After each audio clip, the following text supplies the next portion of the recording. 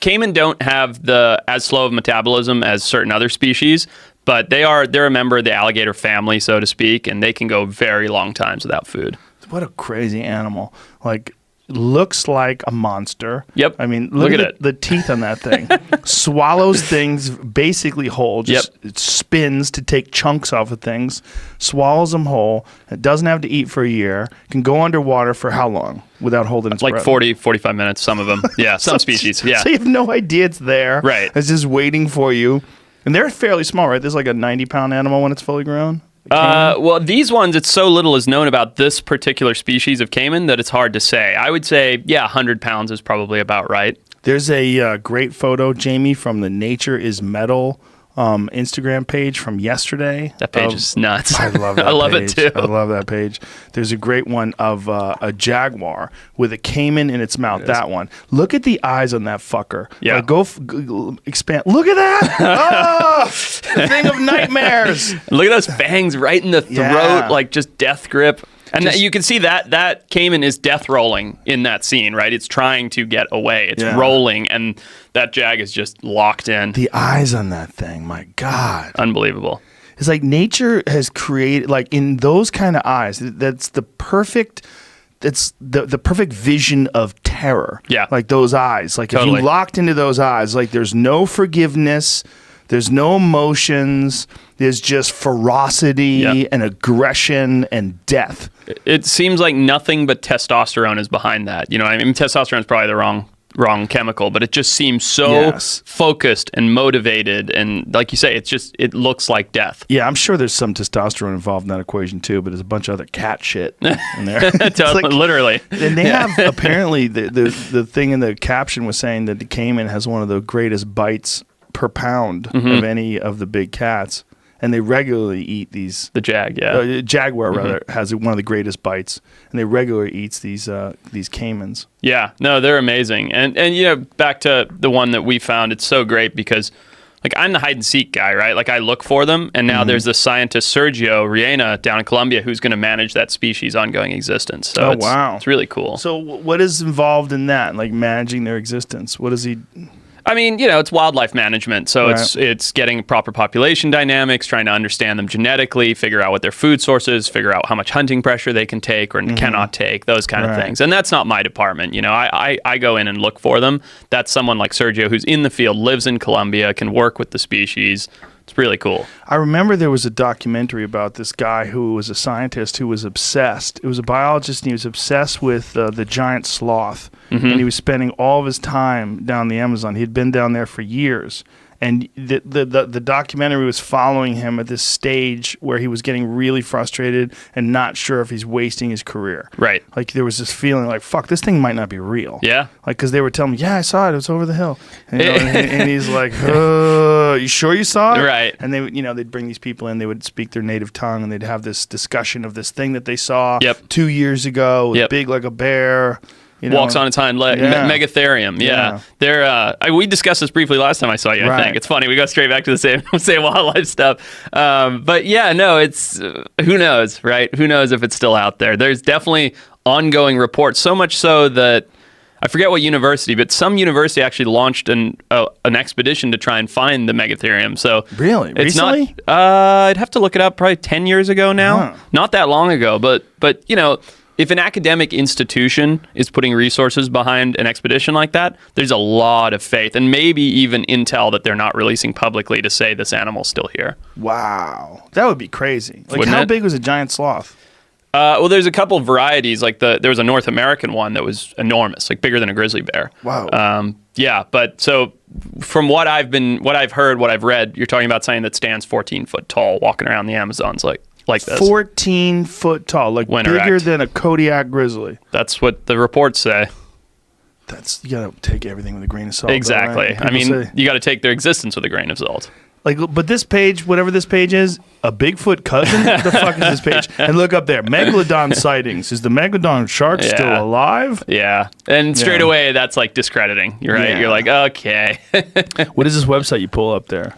There's a article from June about just lots of information about them. It's not even saying like it exists. It's just saying this is all the information we have about this This animal. Mapinguari sightings. People love finding undiscovered or mythical creatures that turn out to be like the Tasmanian tiger. Right. Like that's a perfect example. Yep. Like people, they love to try to find, what is it, thylacine? Thylacine, yep. People love to try to find that thing. Like Yep. the idea that it's out there, it's like, what is it about people where it's so compelling to find a species that we thought didn't exist or we thought was extinct, like whether it's Bigfoot or the Loch Ness Monster or the thylacine, which we know used to be real. Right, right. I mean, what do you think? I think that people, they long for the unknown, and there's this big question mark surrounding cryptids or surrounding extinct animals as to whether it's still out there, and that's so much more inviting to the general populace to get an answer to than knowing, there's 700 of them left and we're trying to get them up to 1,400 or whatever the species dynamic is for some other animal, as opposed to being like, there could be one out there. Where is it? And I've been on 2 different expeditions looking for thylacine. Really? Yeah. I did one in northern Australia up north of Cairns, and then one I spent a couple weeks in Tasmania with an amazing biologist, Nick Mooney, who he's adamant that he's seen thylacine, and he's a biologist. This isn't, someone who worked as a biologist that was out in the wilderness going, yeah, I've seen thylacine, and he was terrified to tell everybody. And that tells me that it's more credible, right? Oh. If you're scared to tell people because of your reputation, as opposed to like going out there going, I saw it, right? That becomes more credible than the people who are just waving their arms in the air going, I told you it's here. When did he come out of the thylacine closet? Like, were you scared to tell people? When did he, like, oh, God, yeah. I gotta go public with this. I'm not sure if he told us first or if it was public right before then, but not long ago. I mean, maybe 10 years ago. That is such a cool looking animal too, because it was a marsupial tiger, right? Yeah. Or a marsupial predator. It's like a marsupial wolf with tiger stripes. It's so bizarre, and it had this amazing jaw that would open like a snake's, way wider than its head should. Stripes on the back. Just such a cool animal. Yeah, and the last one died in a zoo, right? The last one that we think. Yep, in Hobart, in Tasmania. Wow. But let me lay this on you. So my next expedition for that animal, because I'm like all those other people that are kind of obsessed with it, my next expedition for that animal is to Papua New Guinea. So this species, yeah, that's right. This species used to range all the way from Papua New Guinea down through mainland Australia and into Tasmania. When people came over and settled that area, they brought with them dogs, dingoes. And dingoes outcompeted them in mainland Australia and possibly in Papua New Guinea 4,000 years ago. But the thylacine remained in Tasmania where there are no dingoes to outcompete them. But in mainland Australia, you've got a diversity of habitats. So there are places the thylacine could still hide. But in Papua New Guinea, the terrain is so crazy that the idea is that in certain regions, dingoes could have never made it there. So perhaps there's these isolated regions where very small thylacine populations continued for the past 4,000 years. Have there been sightings? Many, but just the same kind of sightings as a giant sloth. You know what I mean? It's all hearsay. Oh, people are so full of shit. It's yes, they are. Such a problem if you're going to be a guy like you actually looking for species. Yeah. You know? You gotta wade through so much bullshit. It's just, and it's funny because one thing can discredit the entire story that maybe it shouldn't because they're embellishing, or you can be on the hook for someone's story and be like, I totally believe this guy. It's all real, and it could be complete BS. And it's just so hard to tell. You just have to go with instinct. Oh God. But it is incredibly compelling. I mean, if you really did get an absolute photograph of a thylacine and you knew it was real, or captured one. Yeah, I think it would be the discovery of the century, and I think it would kind of shift the scales for people that are on the fence about why do I care about conservation? Why do I care about wildlife management? Those kind of things. To be like, check this animal out. Something that last saw when we put a bounty on its head, and now it's back. Like it's hung on by a thread. Like that's such a message of hope. Let's save it. Let's bring it back. Yeah. Well, the whole environment in Australia is so strange, and now because of the wildfires, there's a lot of species. Like we were just talking the other day about the koala bears. Yeah. That the koala bears, a lot of their habitat got burnt in a lot of these fires. It's really sad. You see really these koala sad. bears are on fire, and they're like losing their fur. Yeah. It's awful. They're such a little cute little animal. They are, but and I don't have a lot of firsthand experience with them, but my understanding is they're actual jerks. Like, they're really cute and cuddly looking, but their behavior is pretty aggressive and jerkish, and I don't know enough about them to really comment on it, but my understanding is it's kind of like sea otters, right? Do you know about this thing with sea otters?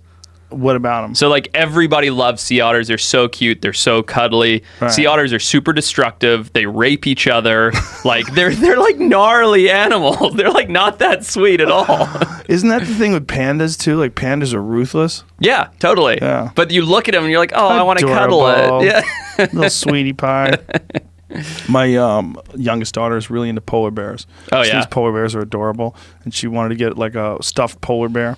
And I find it so fascinating that animal, which is the most ruthless of all bears, for sure, we associate with Klondike bars and Coca-Cola. Right. And it's everybody's buddy, and they're sliding around in the snow. And I almost want to like show her. Like, this is what they do to seals. Right. Go up there and just watch one just get torn to shreds. Just show a video. I want to show her. I know she's not looking at, yeah. Like that picture. There's this image of this seal, and they all have red faces from blood. What did they ever figure out that one polar bear that was in Russia that had been sprayed, it said like T-34 on it? You see it in that image right there? Oh. See that one, Jamie? I don't know about that. Right there. Someone had spray painted T and the number 34 on the side of a bear's body, and they don't know what happened. That's extremely ballsy to spray paint a polar bear. How do they do it? And then the real concern is that this bear is going to have a real hard time hunting because they're going to be able to see it much better because of the fact that it has this spray paint on the side of it. Huh. I've never seen this story before. It's really interesting. Yeah, they don't know. They have no idea what happened. Here it is. Russian scientists search for polar bear with black T-34 spray painted on its side.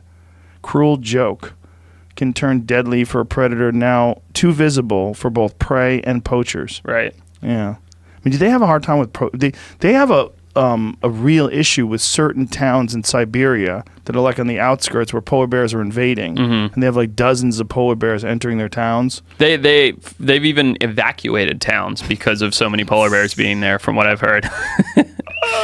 Would you imagine just having an army of polar bears roll into town? You know, you have a town of like 150 people, and in come 8 polar bears one day. It's like, what can you do? It's nothing. You got to get out. You're either going to kill them, you're going to shoot them with rifles, or you're going to get out. Right. You probably should just get out. Yeah, you should get out. Yeah. I mean, it's polar bears are a strange, like bears in general are a strange animal because people love them because we grew up with teddy bears. Right. And we see Yogi, and they're so lovable on television and in the movies. Yep. And so people have this idea of them, like they want to take bear selfies. Like, hey, take a bear selfie.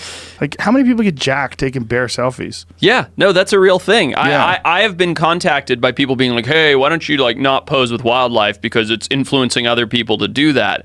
I'm like, I'm a biologist. This is my job. I don't have another option here. Like, I have to pose with wildlife. Like, I'm working with it. Like, you're supposed to you are the guy. I'm the guy. Supposed to take pictures. Right. Like, maybe instead don't do what I do. You know what I mean? Don't just jump out and try to get a selfie with something that's going to kill you. Like, it's common sense. Yeah, that whole idea of like, what you're doing is influencing people to do the same thing. Like, all right.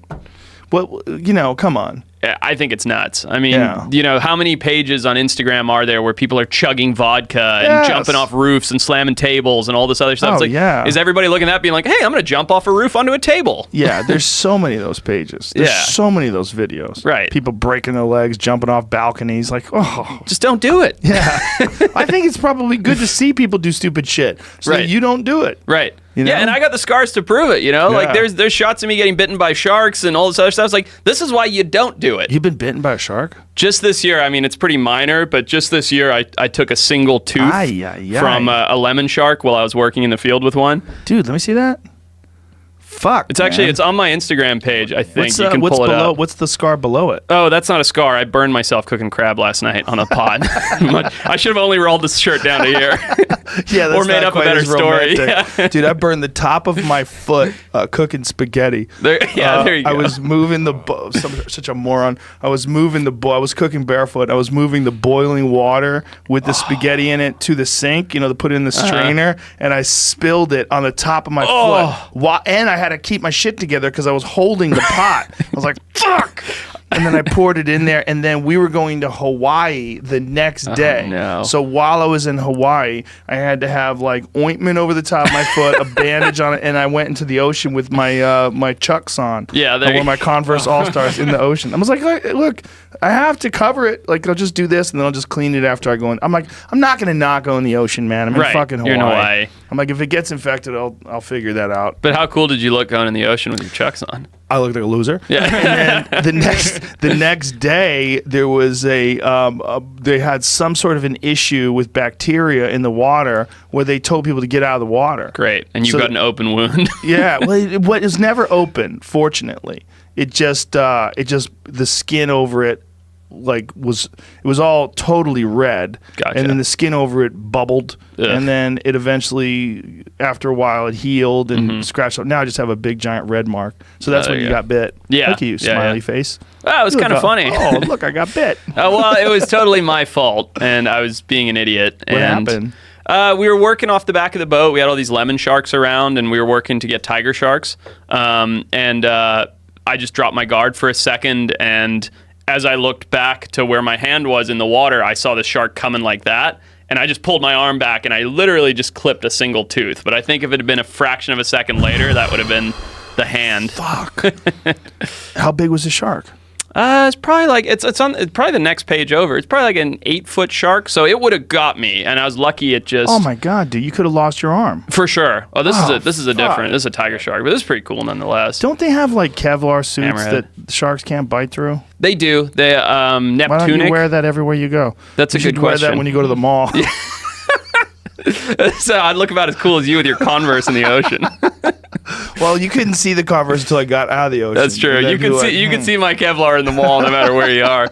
No, I don't know. I don't like anything that inhibits the movement like that. And does that stuff inhibit the Kevlar stuff? I've never worn it. Is that it? Yeah, it's those sharks behind, and that's the situation I was in. I was on the back of the boat like that. Apparently, Catalina, like off Catalina, there's a high shark population. Yeah, white sharks, and they're increasing every year. Really? Mm-hmm.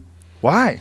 Well, because we used to hunt them first of all, and we used to hunt seals and sea lions as well, and that's all been banned for a long time. So there's way more seals and sea lions now, and there's more sharks reproducing. And I think there's something to be said for them, the water being consistently warmer, and them staying further north than they used to as well, or south, depending on which way they're going. See what you're saying. Yeah. But like where I live in Santa Barbara, there's a single bay where my buddy and I have been going for the last 4 years, and it's only for like 3-4 weeks in the summertime that there's like 6 to 8 juvenile great white sharks around. And when we started going there 4 years ago, they were like 6 feet long, and then the next year they were like 8 feet long. This year, I didn't go because I was traveling, but my buddy went and filmed them. He's like, dude, they're getting up to like 10 feet, and it's the same animals in the same spot. What happens when those are like 14-foot animals? It's a very popular swimming beach. Oh, yeah. So who knows? Maybe they'll move on. Maybe they won't. Maybe they eat people. Maybe they eat people. Yeah. Well, someone got eaten in Santa Barbara a few years back, right? I believe there's a a Pismo Beach one. I don't know about Santa Barbara. Possibly. It happens. It's like once a year. There's some kind of attack, a bite. Usually in October, around lobster season, or when the swells start to pick up, somebody gets chomped somewhere. Why is it around then? I think October. I'd have to check on their ecology. I think it's right around when they start breeding, so they're a little fueled up. But October is also when lobster season starts, so all the free divers are free diving in and out of caves looking like a seal. The waves start to kick in for the winter swell, so you got more people on surfboards. It just seems like the perfect cocktail of timing for Miss ID. That makes sense. Yeah. That makes sense. It's such a beautiful creature, and it's so cool that they're there. But it's also, you're like, this thing can kill people, and it's right there, and we go in the water, and we swim around, like, yay, we're so helpless out there. Completely. And I think that's just you just have to know that going into it, right? It's not like you're gonna, kiss your life goodbye every time you get in the ocean. But Jamie, you're playing some audio. It's not should be coming out, but What is it from? That shark attack in Santa Barbara. It's not. This was 2 years ago. This guy caught it on his GoPro. He caught an attack? Remember? We played this a while ago. Yeah. Like it swims by Jesus him. Christ. Nicks his foot. Oh my God, dude. You're just so slow in there. Yeah. That's what's... Oh, Jesus. Yep. So is he prodding it to keep it away from him? He's swimming backwards, I think. And that's the right move. Give it a poke, keep it off you. It bit his toe? Wow, barely. That is a best case scenario. Oh my God, the best case. You Yeah. got a cool scar. You Yeah. have to take your shoes off to show everybody. Fuck, man, he kept his little toe. I mean, that's a little toe. Yeah, literally. He must have just sliced by. They're such cool animals. They deserve a ton of respect, and I think you just have to realize they're there. Like, that's just a part of it. There's also a way to be smart about it, right? Don't go in, there's bait balls and tons of birds diving and tons of fish in the water. Stay out of the immediate surf zone in low vis in a high seal area. There's ways to, like, really reduce the risk. We did New Year's in Hawaii last year, and we got to see some whales. Nice. Dude, we were real close. It's so wild, man. They're so big. Aren't they? They're so big and so beautiful. It's like you're so happy that they're there. Right. Right. And it's the whales are one of those weird ones where you're looking at it, you're like, am I seeing this? Is this really a whale in the water? Like, they're so magical. Yeah. And so intelligent. That's what's amazing. Like, they're the general consensus is that they're restricted by their morphology. Like, their body type doesn't allow them to share with us how much more intelligent they are than we really realize. But we know a little bit. We know how they can sing across oceans and communicate and all get together. And, it's amazing. Synchronize in the way they swim. Yeah. Amazing creatures. Well, and then there's orcas who eat them. Yeah. Which is even more fucked up because we love orcas. But then when you see an orca killing a whale, you're like, oh, well, that's where they got their name, right? Mm-hmm. Killer whale. Yeah. It's because they kill whales. Yep. And they are a whale. They're in that family. They're marine mammals. Well, they kill dolphins too, right? Yeah. They're dolphins, whales, fish, stingrays, sharks. Seals, sea lions, sharks. Like, they're amazing predators. Yeah, they really are. And it's like that polar bear thing we were talking about earlier. They're like, Shamu, like cuddly, get your stuffed toy. They're smiling in every cartoon. But aren't they pretty cool to people in general in the wild? Yeah. That's strange. I believe there has never been an attack on a human being by an orca in the wild, period. There have been multiple in aquariums, there's been shows going on, that kind of stuff. But I believe there's never actually been a recorded case of a death by orca in the wild. That's kind of crazy when you think about it. Well, it just shows their intelligence, right? It shows they look at you and go, nope, that's not on the menu. Like, that's not something I need to eat. But they must be hungry sometimes. Well, what's interesting about orcas is there's really two sects of their diet. There's orcas that only eat marine mammals, and there's orcas that only eat stingrays and some other fish species. And so I think, for those people, you see some of those incredible photographers like Paul Nicklin and stuff like that get those images of them underwater. They're diving with the fish-eating orcas. I think a few people have been successful in diving with the mammal-eating ones, but I feel like that's a dice roll. Proposition. Mm-hmm. Yeah, they might mistake you. Well, you're a mammal and you're a seal size, Jamie, who are we talking to about orcas and the population that lives in the Pacific Northwest, like around Seattle, that only eats the Chinook salmon? Remember we were having this conversation the other day with somebody? Phil Demers. Phil Demers? Was it Phil? I mean, there's a clip from... Probably, yeah. Okay. So that's a crazy situation, right? You have a population of orcas that only eats Chinook salmon, and then there's a decline in the population of Chinook salmon. So they're trying to figure out how to get them to eat seals. Right. They won't do it. Right. They're the local population, but then they have these migratory populations that come in and do eat seals. Yeah. And they're like, hey, you assholes are starving to death. There's fucking food everywhere. Right. But they won't do it. They won't switch over. It's very strange, isn't it? And you got to wonder how much of that is learned behavior, right? How many parent orcas are passing down, this is the food. This is how you hunt salmon. This is what you eat. Right. Everything else is off the menu versus what's instinctual. Like, how did that one group of orcas learn to eat seals, whereas the other one is so dedicated to salmon? It's amazing. Well, it's amazing that they didn't adapt. Right, they're starving and they don't branch out. Right, or maybe they're just unsuccessful. Maybe they've never learned how to hunt seals, because it's definitely a different behavior to scooping up a fish. Right. So yeah, it is amazing. You'd think they would get to this kind of tipping point where they're like, "There's not enough to eat. We need to make a transition." And then are they unsuccessful in that transition because they can't figure out how to do it? Are they just not doing it? They just don't know about it? Who knows? It's a real bummer, man, when you hear that they're almost starving to death out there, and they're trying to actually bring Chinook salmon to them. Like woof. It's one of those things. It's like that whole kind of micro environment is a game of Jenga, right? And you pull one piece out, and you're like, tower's still standing. Pull another piece out, tower's still standing. And it just takes that one piece till it all collapses. That is an interesting way of looking at it, right? They were talking about Hawaii, and all these different invasive species that live in Hawaii. And there was this discussion about pigs. And they were saying, like, we should really take the pigs off of Hawaii. And a lot of the people in Hawaii are like, hang on. Right. We've been here as long as the pigs. Right. So, like, are we invasive? Right. Like, what's invasive now? Right. Like, when does it become, because obviously, like, luau's, they're synonymous with, like, eating pigs, and wild pigs are a big part of, the people that hunt in Hawaii. That's their food source. Yeah. So they're like, well, but then you have a situation like Lanai, where I go every year. The axis deer. Yeah, which is terrible. Environmentally, it's a disaster. Right. Like, it's all wrong. There's Right. 30,000 deer on this one island. That many? 30,000. Good They don't Lord. know, really. They're guessing. The estimate's between 20 and 30,000. Right. And there's 3,000 people. Yeah. And, dude, you ain't never seen anything like it, because it's a little-ass island. You drive around the whole thing in an hour. I mean, maybe a little bit more than that, but not much. Sure. It's a tiny fucking island. Right. And there's so many deer. Yeah. That's Like, you'll see them on, like, you'll get your binoculars out and you look at this huge field and you're like, oh my God. Just all you'll deer. see 1,000. Oh, you're kidding. No, Wow. it's crazy. It's crazy. It's so unnatural. No predators, only humans, plenty of food. Right.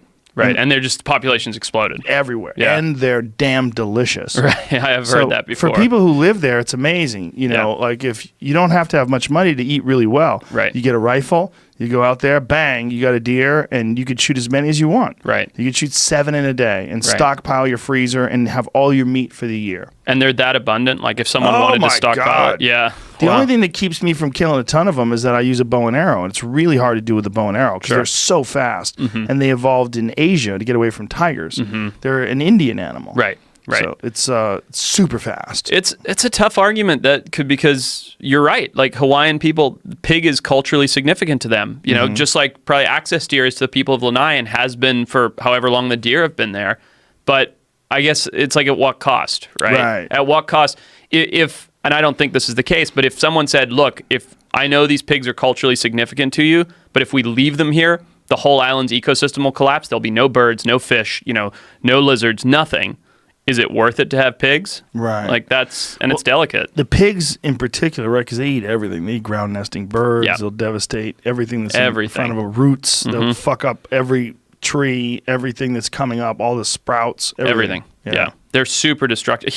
They're destructive here in California. Yeah. It's not isolated to Hawaii. Everywhere that we've brought pigs, they've done a lot of damage. But we're actually we were talking about this out here. We're gonna film something about hunting pigs at Tejon Ranch, because Tejon Ranch, the place gets devastated. The agriculture gets devastated by these pigs. There's so many of them. Right. And they're all over. Northern California has a problem in San Jose. They're in people's yards. They're destroying shit because if you don't kill them, they just breed and breed and breed and breed and breed and breed, and then they just expand. Right. And they're dealing with them now, even in the northern part of the United States. Right. They're dealing with them in the Northeast. There was a New York Times article about it. See if you can find that from 2 days ago about the expansion of wild pigs. Is that they're starting to make their way into the northeastern states, and they can't be stopped. They can survive in any weather. Yep. They breed 3 times a year. They're viable, I think.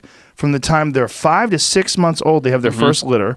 Feral pigs roam the south. Now even the northern states aren't safe. The swine have established themselves in Canada and are encroaching on border states like Montana and North Dakota. Fuck, man, if they get into Montana, they'll do so much damage. You know what's crazy about the feral pigs in the United States? They were brought here by, I believe, Christopher Columbus, starting with 6 animals. Whoa. So the entire 200 million or whatever it is across the U.S., I don't know the number, it was like 6 or 8 or 10 original pigs that were brought in by Christopher Columbus and dropped in Florida. That's insane. You want to talk about how crazy they can reproduce and how much damage they do? Like, think of the biomass of those animals stemming off of like 6 of them. That's insane.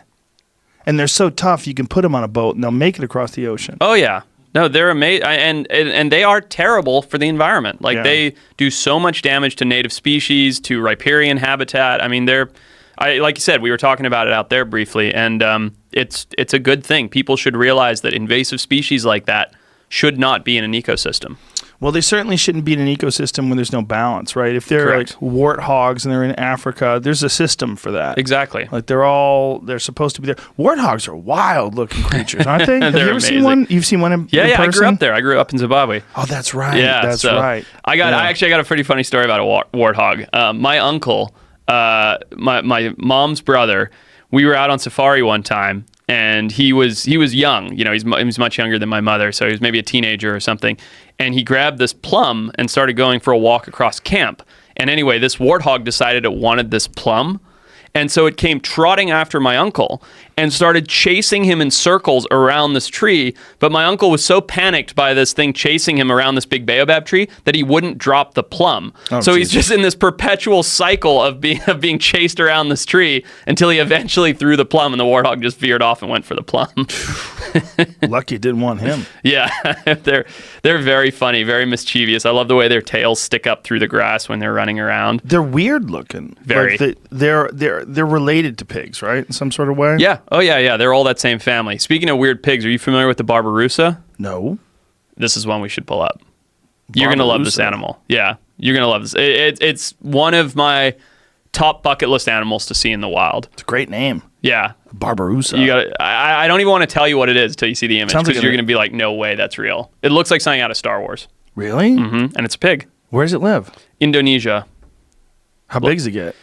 Maybe 200 pounds. I'm not positive on the size. Whoa! Boom. Look at that thing. Look at those tusks growing out of its face. What the fuck is those things that grow out of the middle of its head? Yep.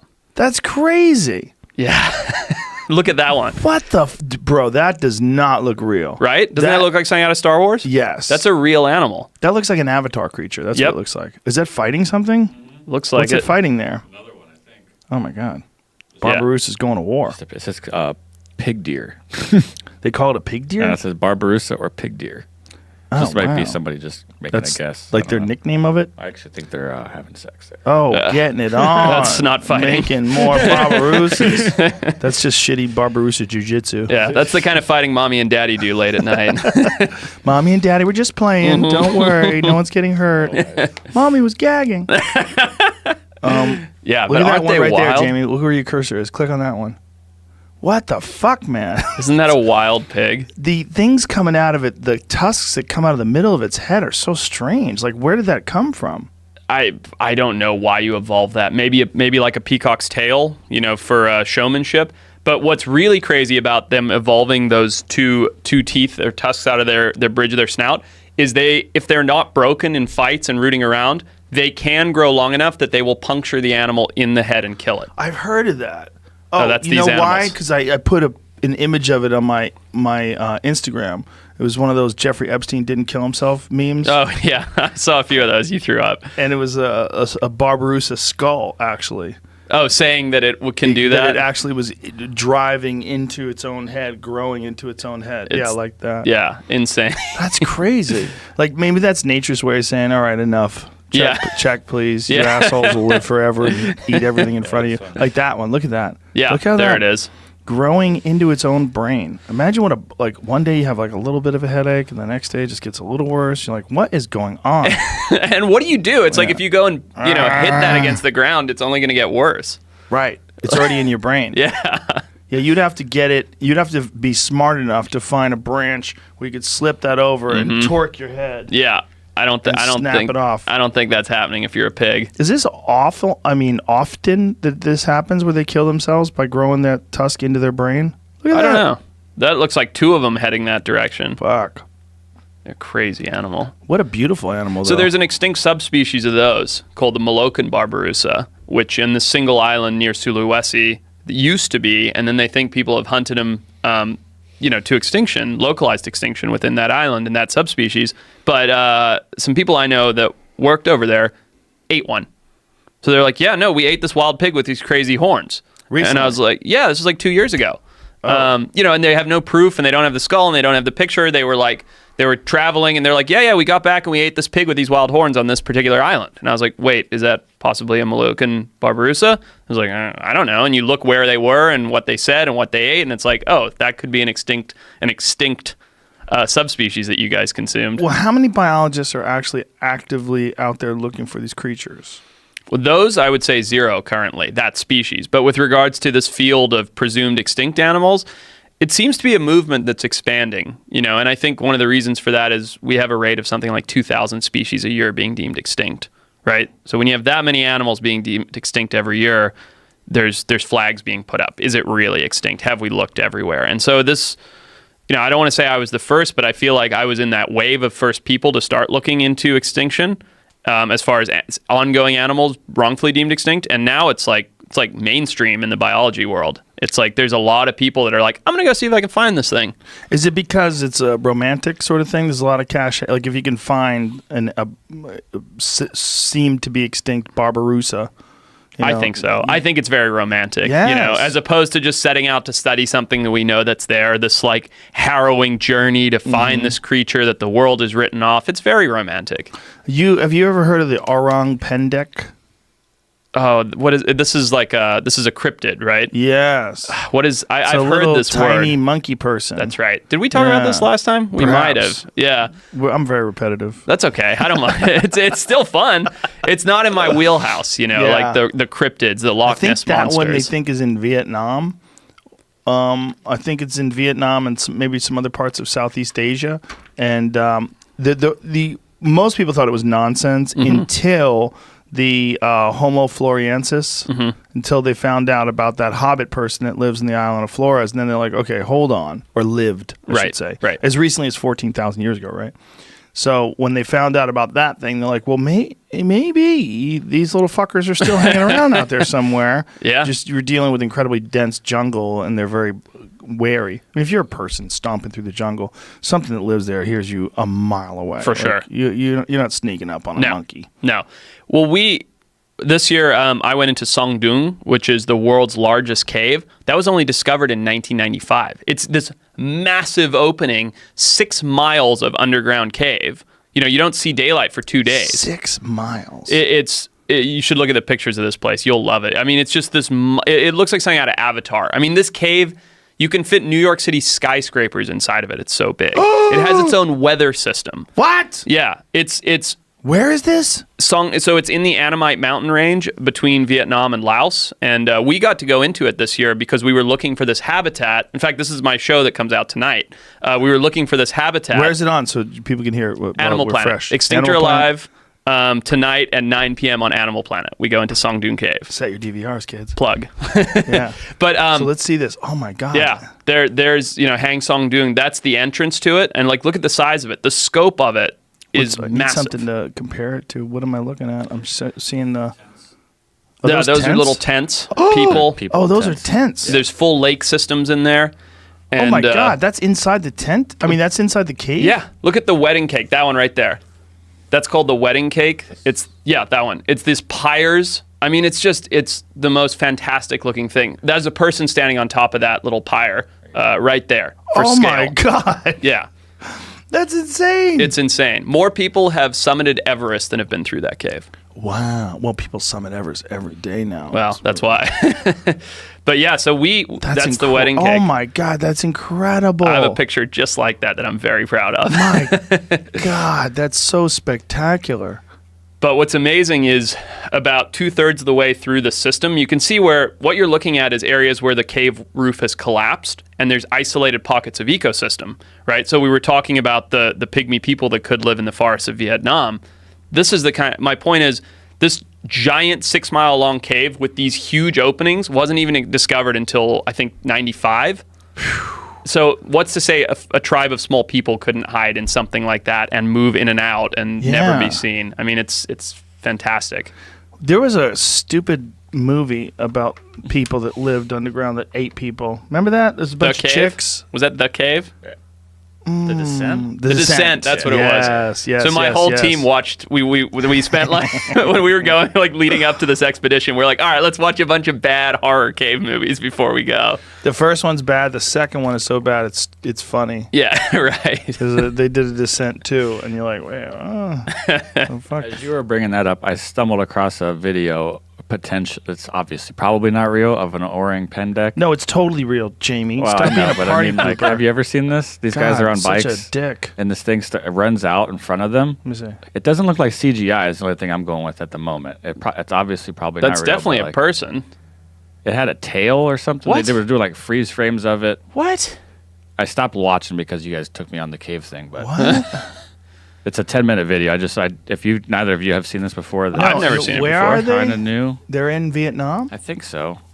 Bro. Like they were just out riding their bikes, and this thing they caught it on their GoPros, and then they were trying to find it.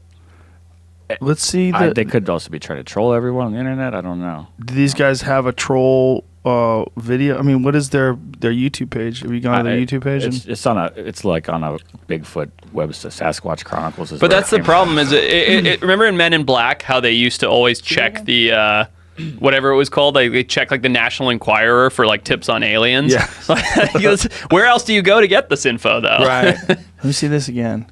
It'll pop So out right they're riding. here. Here it goes. They're riding. there. Like, what the fuck is that? Whoa. That's definitely a person or a humanoid. It's really tiny, whatever it is. Yeah. It's running pretty fast. But it also Whoa. could be like, bullshit. yeah. Yeah. Could be bullshit. But it could be a little monkey person. Look, we know those little monkey people were real. Yeah, exactly. God damn. Imagine if that's real. And keep in mind, and again, I'm not like a huge cryptid guy, but keep in mind, as a Homo sapien, they have a higher intellect, which means they're better at avoiding people, right? Right. So it's not unreasonable to say if there was a group of small humanoids out there that didn't want to be discovered, they could stay hidden. Yeah, and if it's really small, Mm-hmm. and also some sort of a hominid that has intelligence, Right. It's probably got a pretty decent food source in the jungle. Yep. But they would find a dead one, wouldn't they? That's always the argument, right? Why isn't there a roadkill Yeah. X or Y? Yeah. But the thing is, like, there's a lot of mountain lions. Good luck finding a dead one. Yeah. Yeah. You know? Look at There's- that. Look at that. Yeah, that's like the best screenshot. I don't they think got. that's a tail. That looks like a spear. Yeah, spear, yeah. Yeah, and who knows? What's to say that isn't a short guy who's been poaching, and he's like, "Crap, I'm getting busted." Yeah. Right. But doesn't Yeah. mean it's not fascinating. And this is the kind of stuff that we wade through in droves to try and figure out. Are these animals? Are these creatures still out there? Look at that. That's so weird. God, I'm such a sucker, though. Oh, that thing looks like it's wearing shorts, dude. Doesn't it? Yeah. And it's running exactly like a person. Yeah, that's a And little a full sprint, but it's but- so little. Right. It could be a little kid. That's the thing about it could be a little kid, yeah.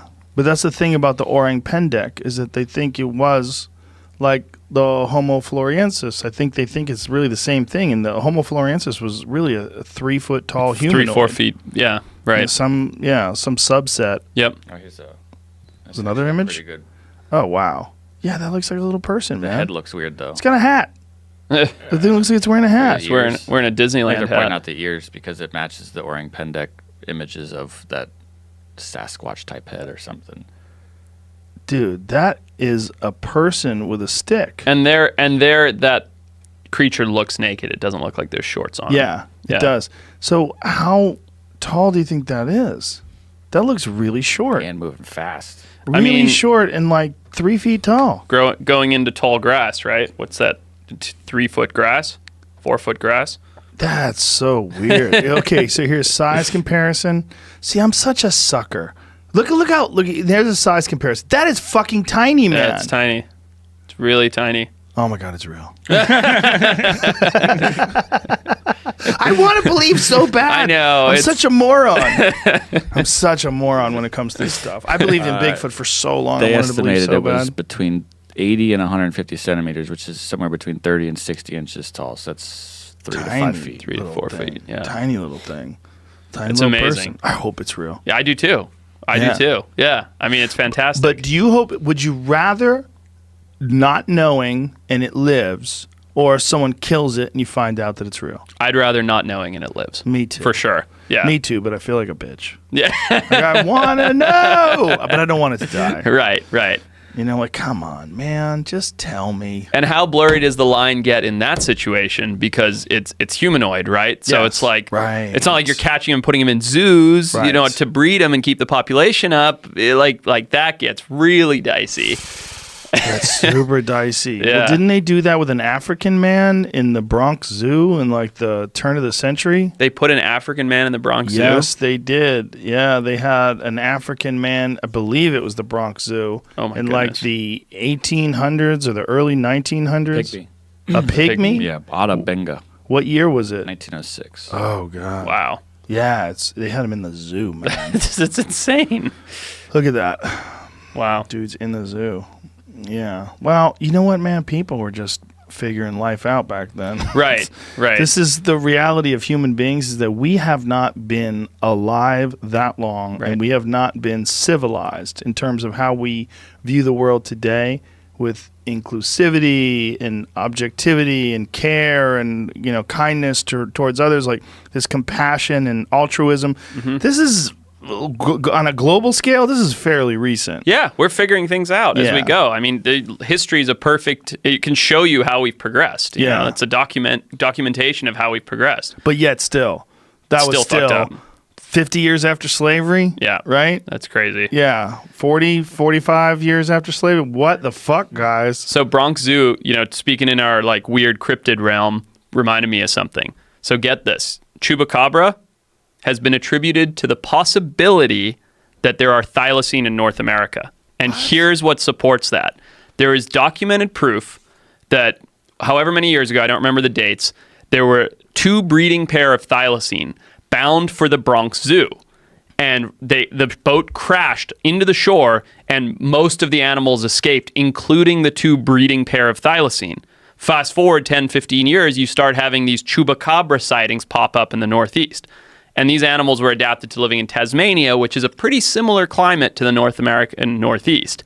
And so there's people that have kind of drawn these parallels and said, oh, the chupacabra that we've reported running around, you know, the United States is actually a tiny remnant population of these thylacine that were brought here for the Bronx Zoo that escaped. What? You buy into this? No. Not Sounds personally, good though, right? but it's an amazing story. You had me. If you said yes, I'm ready to go on an expedition. A quick question off of stuff you've talked about. If someone could get one for the Bronx Zoo, then would a rich person have been able to buy one, like a rich guy in Texas, for instance? A thylacine? Been able to purchase one privately? Yeah. Back Texas, then. you could probably get one today. If you want to find a thylacine, go to Bubba's house. Right. Yeah. But especially back then, there were no like import-export laws about wildlife. You know, you could just bring in whatever you liked if you had money. You know, what's to say? Everybody was in a race to collect stuff for zoos and museums. Like, what's to say somebody didn't bring some in? Texas and their exotics, it's so strange. I mean, I had a bit about it in my act in 2016, my Netflix special, that there's more tigers in captivity in Texas in private collections than there are in all of the wild of the world. Isn't that insane? Just Texas. And that's like in guys' living rooms in, you know, a cage. Yeehaw. Yeah. Feed him a steak. Yeah, it's nuts. Yeah, it is nuts. Yeah. Their rules there are so strange. It's also, that's one of the rare states where the vast majority of the state is private land. Oh, really? There's very little public land in Texas. So, like, for yourself, when you go hunting there, it's all private? Yes. If you're going to hunt in Texas, you're going to hunt most likely on a private ranch. There's some small patches of public land. But in comparison, I think it's in the 90% range. Interesting. Yeah, it's all giant ranches. Right. And what's really interesting is I've been reading a lot about, over the last 2 to 3 months, I've been obsessed with Wild West stories. From, did you put that book away?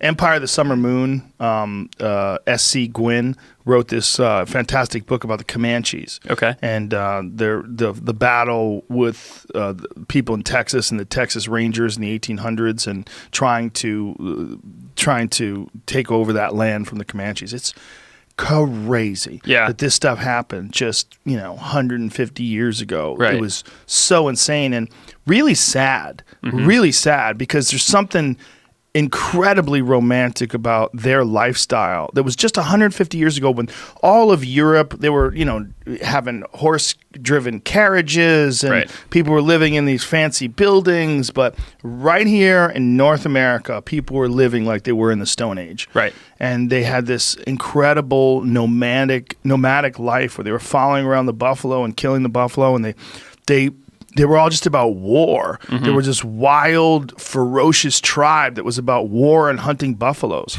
It's fucking amazing, man. And that's like while our great-grandparents were walking the earth. Yes. Yeah. Really recent. They put the kibosh on it all by the time it was like 1870s in that range. That's when they eventually moved them all into reservations. But fucking and not the Comanches. The Comanches, they never moved into reservations.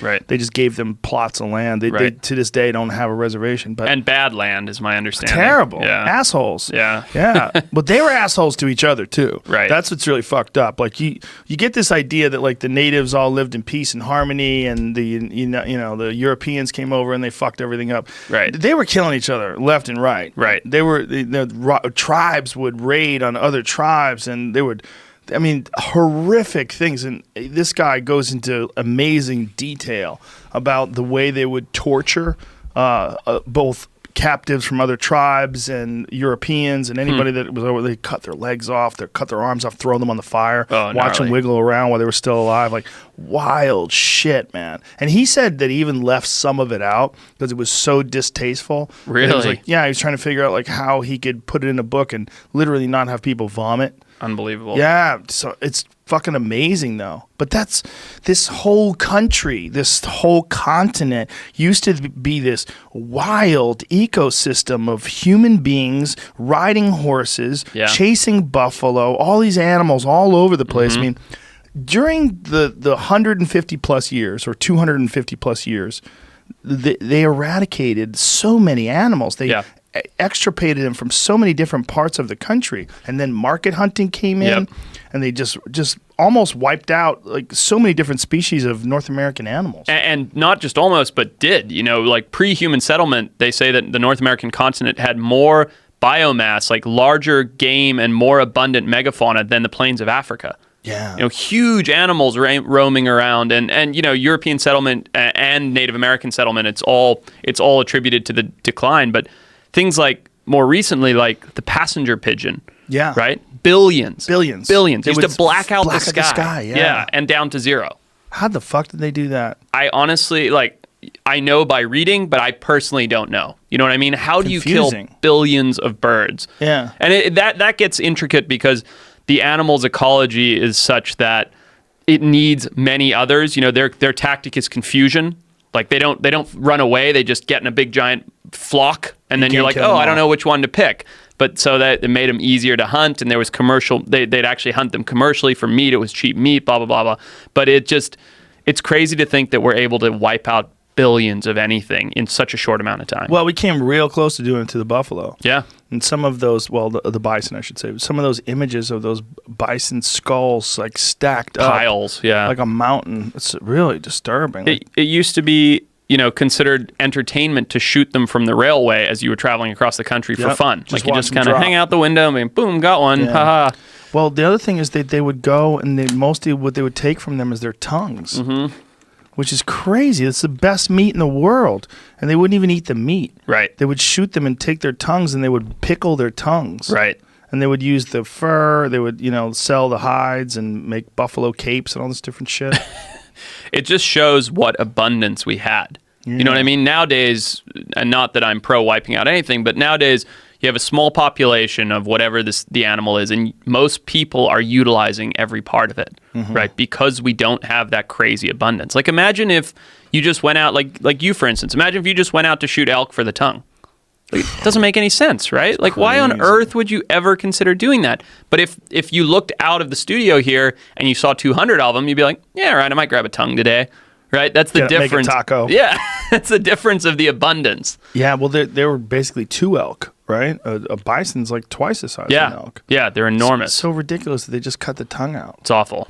It is. Yeah, and it's also crazy because it's such a it's such an iconic symbol of the American West. My friend Steve Ranello wrote a great book. It's called American Buffalo, and he actually did the audio version of it too. And he's a really good narrator. It's excellent. I'll check it out. Book, but it's all about the history of the Plains tribes, the North American buffalo, and fuck, man. What'd you say it's called? It's called American Buffalo. American Buffalo. Get the audio version if you're into audiobooks, because he reads it and he does an amazing job, and it's his book. And he actually had sold it, and then someone else had got the rights. Whatever the book company had decided to have an actor read it. Oh, okay. And it was terrible, apparently. So he just according did to it. Steve. Yeah. Yeah, he was like, it was terrible. And then 10 years later, he got the rights back, and then he was able to do it himself. It's awesome. Yeah. I fly so much. Audiobooks are my best friend. Oh man, I love them. I haven't listened to podcasts in months. Like the last 2 months have been mostly listening to audiobooks. I mean, I have a little bit, but mostly just audiobooks. Yeah. You ever done The Power of One? Oh yeah, I've read that was a couple of years ago. It's one of my favorites. Yeah, it's a great audiobook too, because I read it. Who's the author of that again? Oh, I don't recall. I think he's kind of a one-hit wonder with that book. I can't remember his name, but absolutely love the story. Pull that up, Jamie. See what's up. Movie came up first. A movie? They made a movie? That's not about Probably like some kung fu movie. Yeah, right. The Power of One. Yeah. Bryce Courtenay. That's right, Bryce Courtenay. Can you pull up the image of the book? What's the description of the book? What does it say?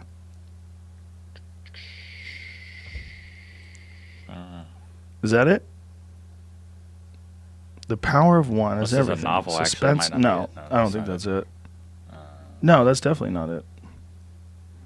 Clayton, I don't know. No, it's the Bryce Courtenay one for sure.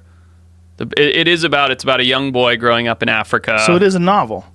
Yeah, I read it confused. first, and then I listened to the. All right, I'm confused. So I have not read this. Okay, it's very good. There's something that has a similar title. That's like a self-help book. Yeah.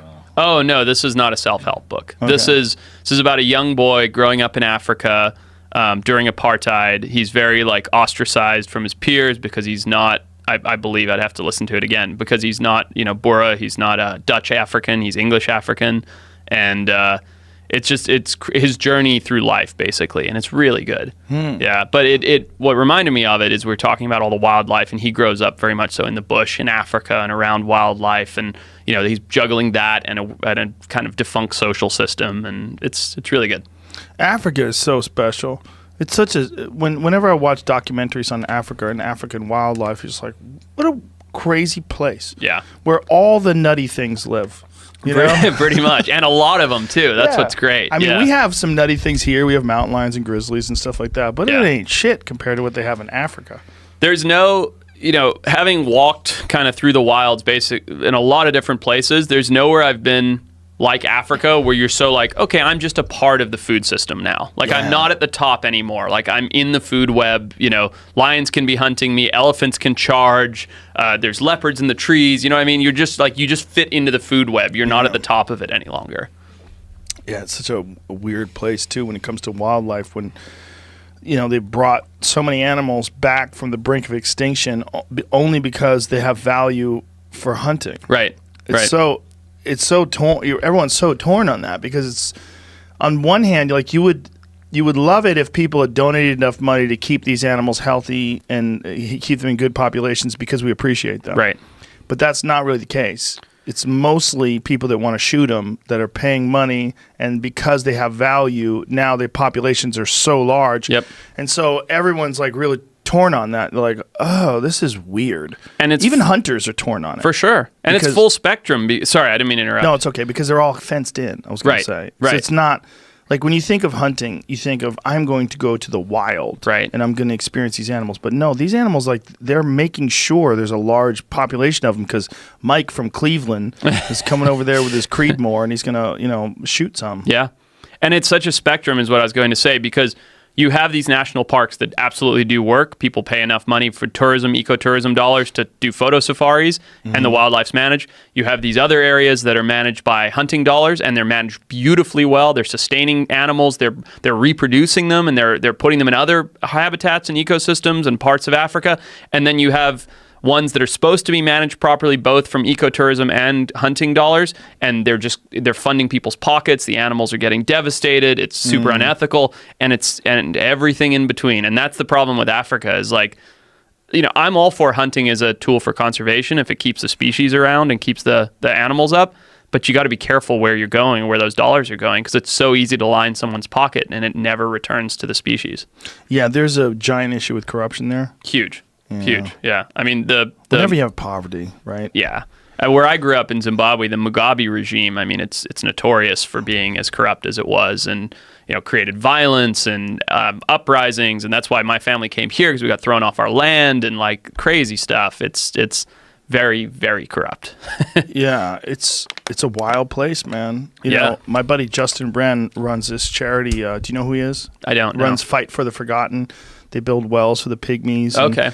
We work with them with the Cash App, and he came back with a terrible disease. Yes. I heard that on one of your podcasts. Yes, he doesn't know what it is. They don't know what it is. He's got some crazy parasite, and they think it might be in his brain.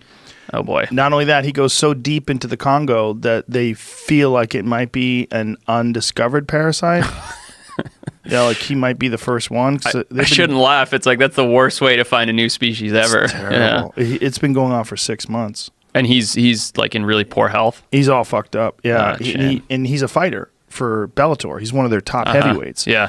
And so, he's in the prime of his career, and he can't really work out right. Like he'll work out, and then he'll break out into cold sweats, and they have to get him in the shower and heat his body up. Like it's a mess.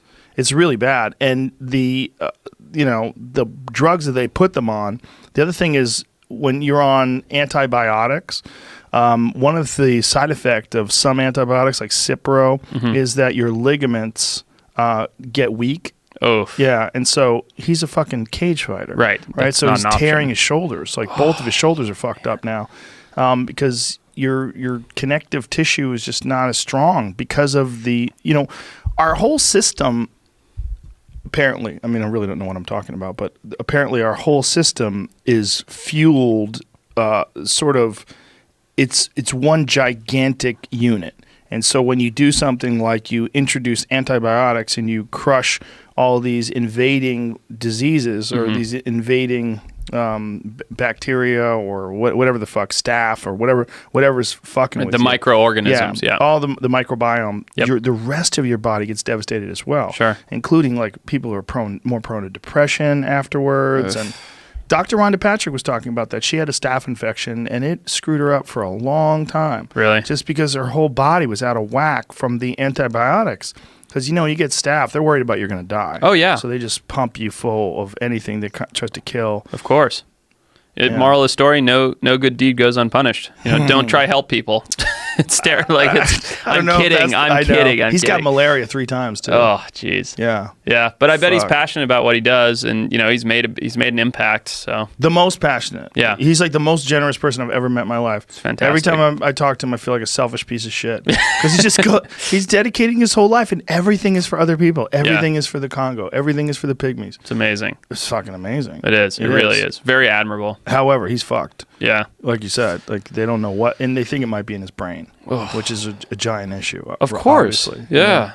Jeez. I mean, and obviously, if it's in his brain, I mean, depending upon what kind of parasite it is, it could be growing.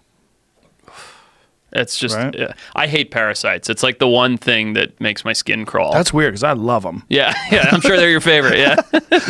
Who's out there like, man, I love parasites. I mean, birds are cool, but parasites where it's at. I had a professor like that in college, actually. Really? Yeah, he was a parasitologist. He loved them. Well, he's obsessed. Field of study. Yeah. So the last time I saw you, I think, was right before we headed to the Galapagos. I was telling you about that crazy island we went on. We found that tortoise. Do you know that? Yeah. First, only one specimen has ever been found before, 114 years ago. And we found the second one. The biggest discovery in my entire career was the week after I saw you last. Wow. Yeah. It was amazing. What kind of tortoise is this? The Fernandina Island tortoise. Big Galapagos tortoise on this crazy active volcano on far remote Galapagos. We had gnarly sunstroke, heat stroke, I mean, everything. And after a few days of hiking up and down this volcano, we found scat, and then we found a dig, like a tortoise had been digging, and 15 minutes later, we found the animal. Well, I mean, how many of them are in the wild? There's a return trip one more return trip just went right now, and then another one will go in January. But what's great is on the first return trip, they had to bail because of weather, and the weather is very harsh there. They found evidence of 2 more animals. So things are looking really good. So there might be like 4 alive on the planet? Well, right now there's 1. The one we found. She's literally the rarest animal in the world. Do you have an image of this? It's on my Instagram, but it was on Forbes, Times, New York, everywhere. It was like big stuff. So you can look up Fernandina Island tortoise. When you find something like that, what gets done to ensure the population remains? There she is. There it is. Wow. So how did you know? What's the distinguishing factors? Like what's the only animal on the island? It's the only tortoise on the island. Oh. So because, tortoises can't swim, at least not across the ocean. Whoa. So because of where they were, if we had found a tortoise, it was going to be the Fernandina tortoise. Now, that being said, the unique shell ridging, the shape, actually, there's crazy there's animal. a video. Yeah, there you go. There she is. So cool. There's a video. Oh, I think it's the one in the top right of your screen right now, so where we actually find her. And carried it away? Yeah, we put her in she was super malnourished, underweight, dehydrated. She was stuck in an isolated pocket of vegetation because there's nothing but lava around her. Now this video is boring, but there's a cool one where you actually see me like find her in the bushes. And yeah, it was You're big crying. stuff. You're so I was happy. pretty happy. Wow. It was just such a big find, and such, the tortoise, like Lonesome George, is an icon of conservation. So to find the species that the world had lost for 114 years was pretty great. Imagine being a tortoise, just chilling on this fucking island, hanging out, and some famous biologist flies from all the way around the world to find you. Like, you're here. He's like crying and shit. You're like, I'm fucking here every leave day. me alone. Yeah. I'm trying to find some plants, bro. But I think in this case, she was stoked, and I'll tell you why. She was super dehydrated, super underweight. It's terrible living conditions, and she was stuck, right? So it's not like she could roam around the island and find lots of food and water. There's 5-foot shards of lava rock surrounding this little pocket of vegetation. So we moved her to the Fausto Lorena breeding facility, which is where Lonesome George was kept, that other famous tortoise.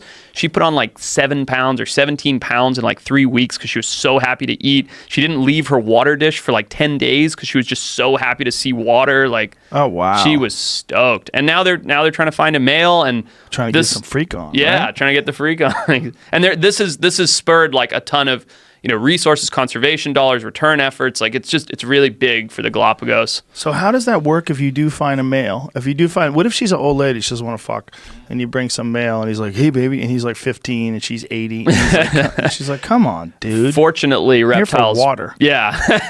Fortunately, reptiles breed until they die. So, wow, really? So we should be good. And even more interesting than that is tortoises can retain viable sperm. So what we had hoped when we found her was that, maybe she had copulated with a male 10 years prior and had been under such tough environmental stress that she hadn't had the biological energy to lay eggs. And we were thinking, oh, let's get her some food, get her some water. Who knows? Maybe she'll give some offspring. So she might already have fertilized eggs inside of her from 10 years ago? Yeah. They sperm can live in them to like up to 20 years. That's some serious sperm. Yeah. Tortoise sperm. Slow and steady. Serious sperm. What? God damn. What longevity? Yeah. Amazing. Really? Yeah. So if they find a viable male and then they bring him to the facility and introduce him to all the food and water, do they have success in taking these wild tortoises and getting them to breed? Absolutely. And, I think when you hear this... Shy. Yeah, and I think when you hear this, you're thinking they're like in a box, you know what I mean, in a zoo.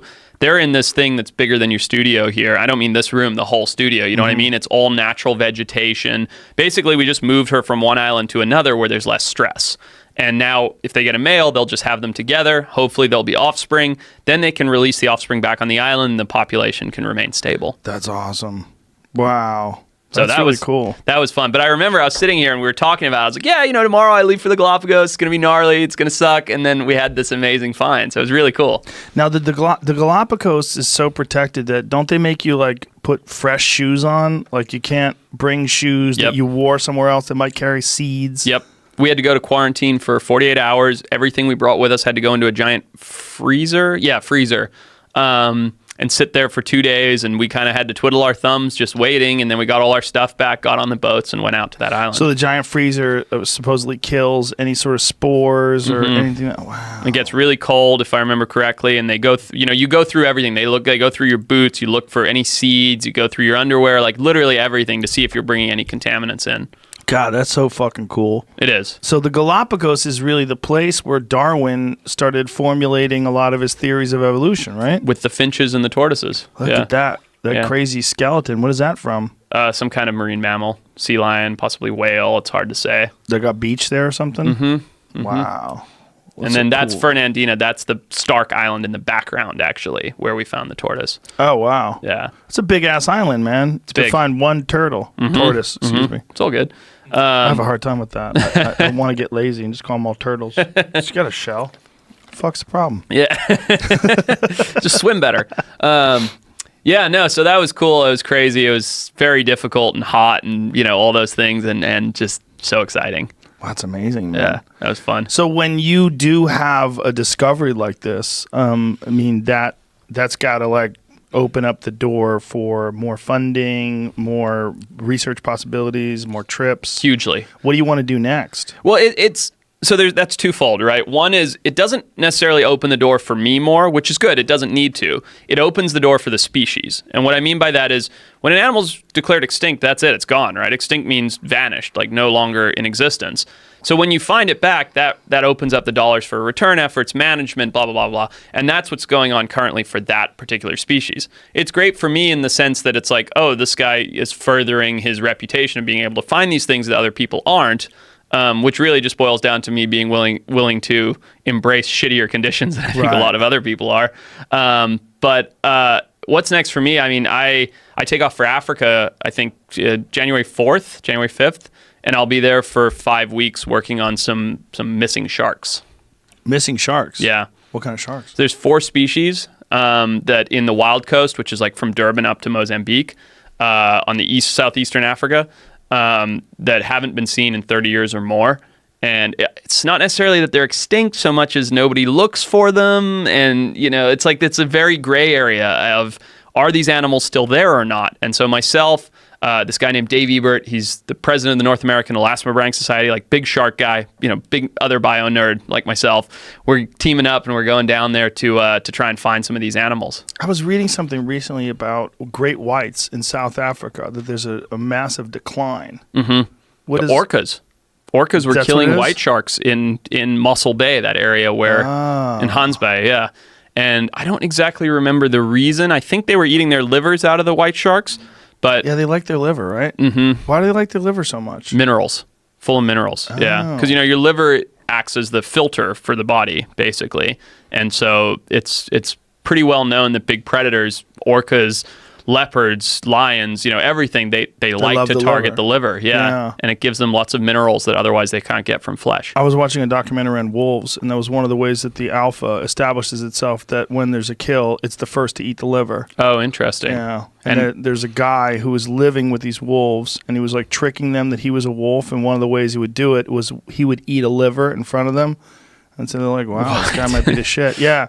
And then the guy went away because he's a wolf expert. And he went away because there was a farmer that was having issues with wolves, and they were trying to figure out a way to get the wolves to leave his livestock alone. So what they did was they set up a speaker system. So they put these gigantic speakers up, and they started broadcasting these aggressive wolf howls to let this other wolf pack know that a new wolf pack had moved into the area. So this guy was on this project for several months, came back to the original wolf pack that he was conning into thinking that he was, and a new alpha had taken over. And the new alpha was threatening him, and so he had a whimper, and he was really in danger of being torn apart by a wolf, and on camera. Oh, so wow. He's inches away from this wolf, and it's baring its teeth, and he's with real wolves, right? And so this guy's curled up in a fetal position and whimpering and putting his paw out like this. And this fucking wolf is baring its teeth just inches from him. Huge wolf. Goosebumps just 150-pound wolf. Inches from him, just ready to tear him to shreds. Because they kill each other all the time. Oh, yeah. Yeah. Where was this? In the U.S.? No, it wasn't in the U.S. I don't remember where it was, but it was really weird. This guy's life was so strange because he was for a long period of time when he was like running this research was living with wolves. So he's with them. He's a part of the pack. Was he? I got to ask you this, and don't answer it if it's uncomfortable. But I've in my field working with specialized experts a lot like him. Obviously, that's a whole nother level. Mm-hmm. They start to take on characteristics of these animals, I've noticed. So like I worked with a guy who was a bear expert, right? And he spent his whole life with bears. And this man was basically a bear. Do you know what I mean? He was grumpy, he was cranky, he was big, he was hairy. Like every part of him seemed like a human bear. I'm wondering if this guy was like that. Did it seem to you like he had started to like kind of lose touch with social norms and he was starting to take on traits of a wolf? That's a good question. It's hard to tell. Is this it? Yeah, this is the guy. So this guy... Is this the guy? This is a documentary from 2007-8 called The Wolf Man. Yeah, I think this is it. Yeah. So they're like Jesus, the way they threaten each other. So he would have a kill, and he would drag it over, and he would eat the liver in front of them, and so by doing that, he would trick them into thinking he was the shit. See, he's got the liver. Yeah, tell me that guy doesn't express wolf characteristics. Like, look at his body language and everything. I know he's doing that intentionally for the animal, but to me, that guy looks like he thinks he's a wolf. Look at that. I mean, that's insane. How are the cameramen able to get this close and they're safe too? Very good question.